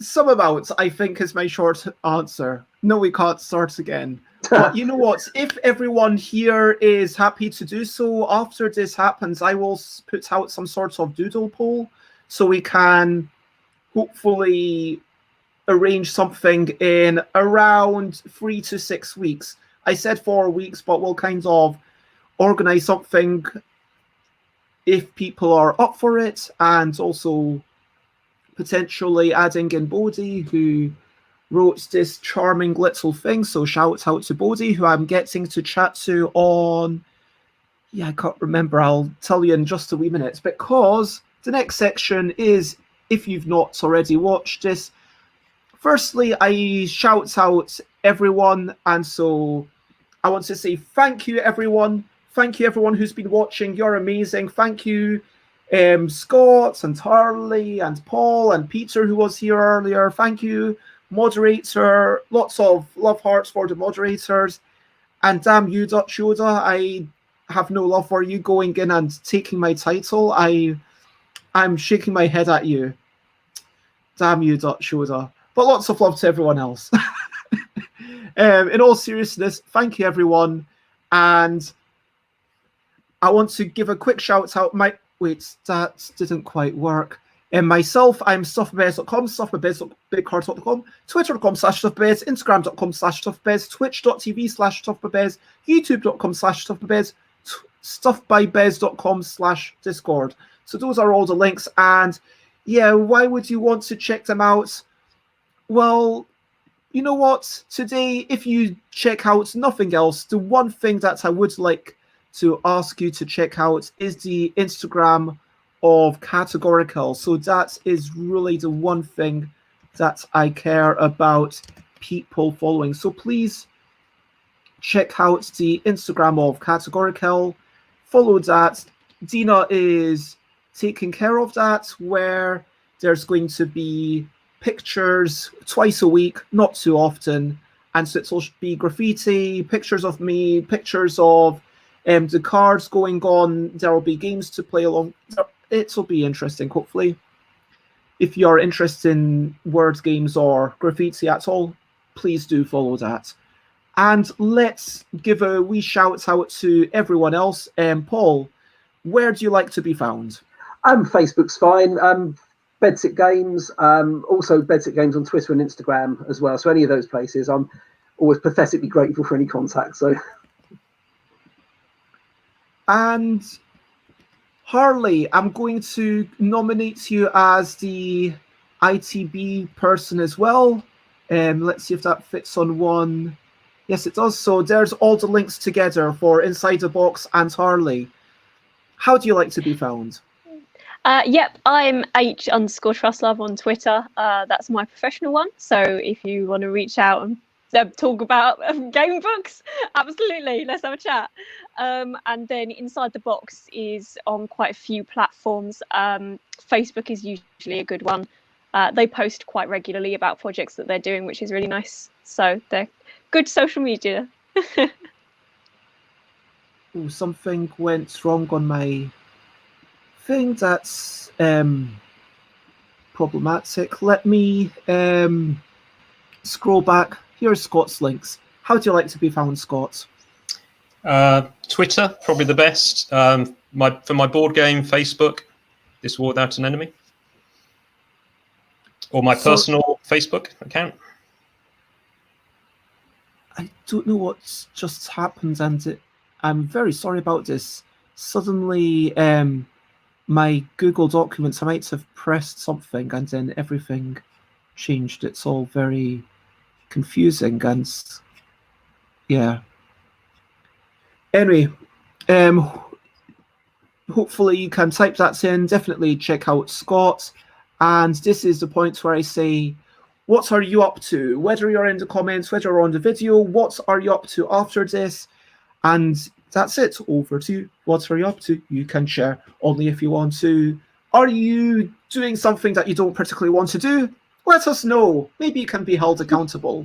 Are you doing something that you are looking forward to? Spread the joy. Whether it's exciting or whether it's boring, might be still be interested. Or whether it's positive or just and frivolous or super serious, whatever it is. Google Docs has an issue at the moment, very slow to load. Okay, thanks for letting me know. Yeah, it just completely messed up, and I've got to think it was really weird. Alex says, 67, you're sitting in your room, participating in an online stream. You glance over to the chat. If you wish to read the chat, go to page 205. If you do not wish to read the chat, go to page 198. What if you want to kiss all the boys? Where'd you turn then? Page 69, maybe. Yeah, I am unimmersed. 198. You start to think about lunch and the life choices that lead you away from interacting with others. No, I don't think that's life choices. I think that's just the state of the world. You consider an egg sandwich. But that sounds good. Enjoy your egg sandwich, Alex, and I appreciate the format. Paul, what are you up to? And feel free to give a shout out to your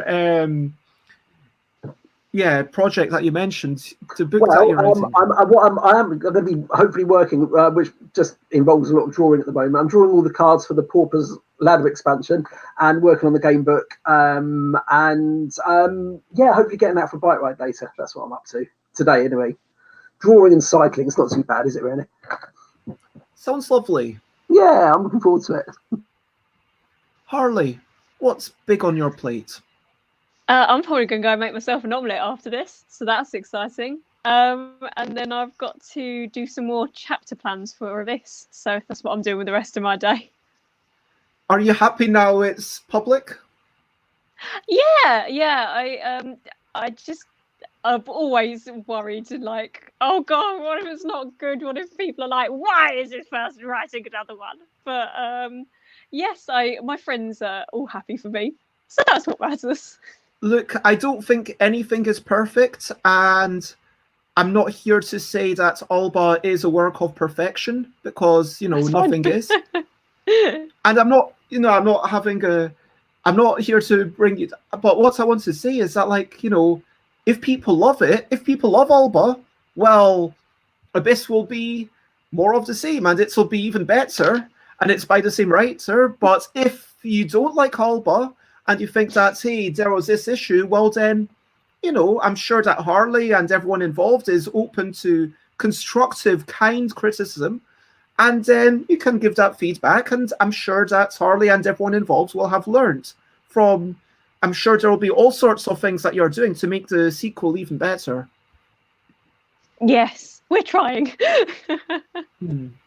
I mean, look, I'm not wanting to pile under pressure, and it's not like every single game or every single thing that you create has to be better than the previous one. That's not what I'm saying. It's just like generally, if we keep making a thing, it's going to trend in that direction.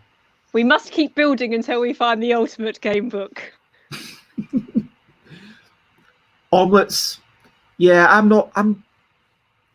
I will talk about my lunchtime plans later, but I'm thinking about... Actually, I'm just going to talk about it now. Sorry, Scott.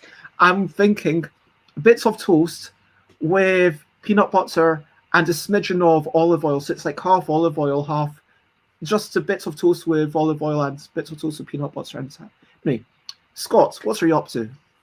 Well, I'm going to have lunch as well. Maybe some cheese and bread, celery with hummus. And then I've got to work this afternoon, quite dull, boring work, proofreading some contract or something. But this evening I'm going to play a board game online called Successors. Successors? I do not know this one. It's a sort of war game. You're the successors of Alexander the Great. So it's quite chaotic. Cool. Well, I am actually going to have a look at my to-do list because there is definitely lots of stuff that I have to do, but I keep forgetting what all of it is.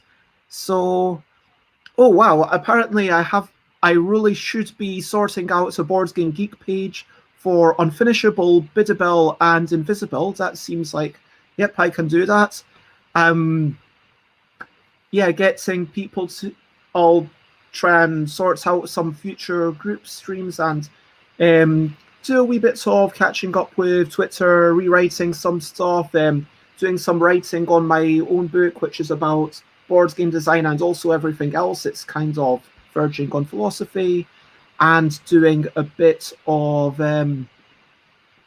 possibly reading through the rules of a game that I can't even remember what it's called.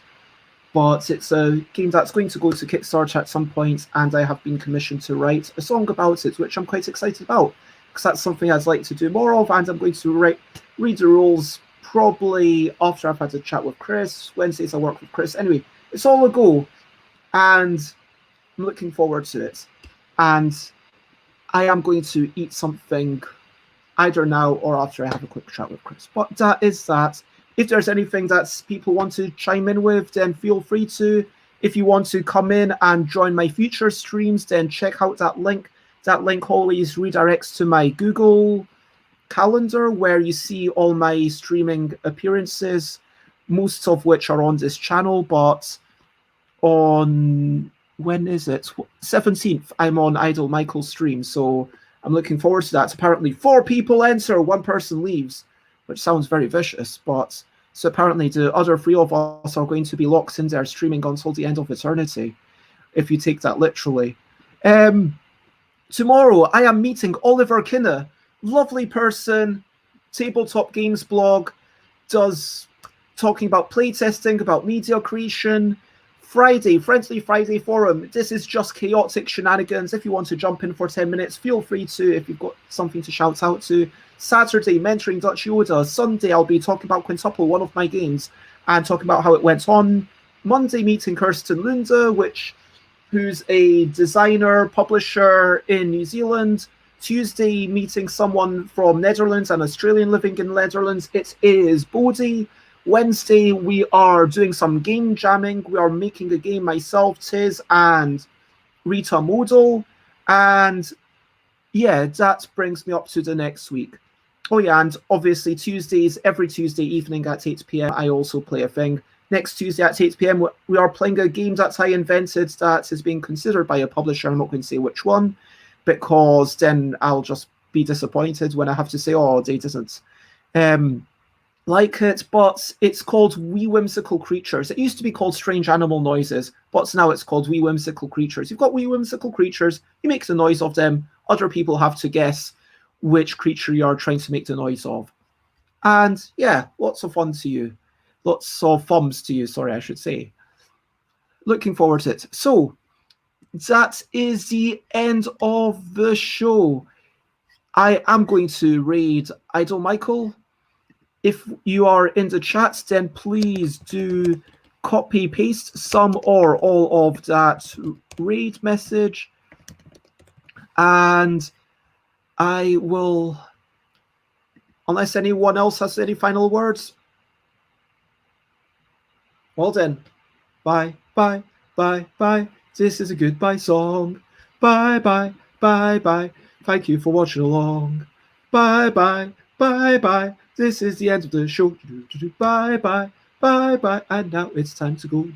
Bye, bye, bye, bye. This is a goodbye song.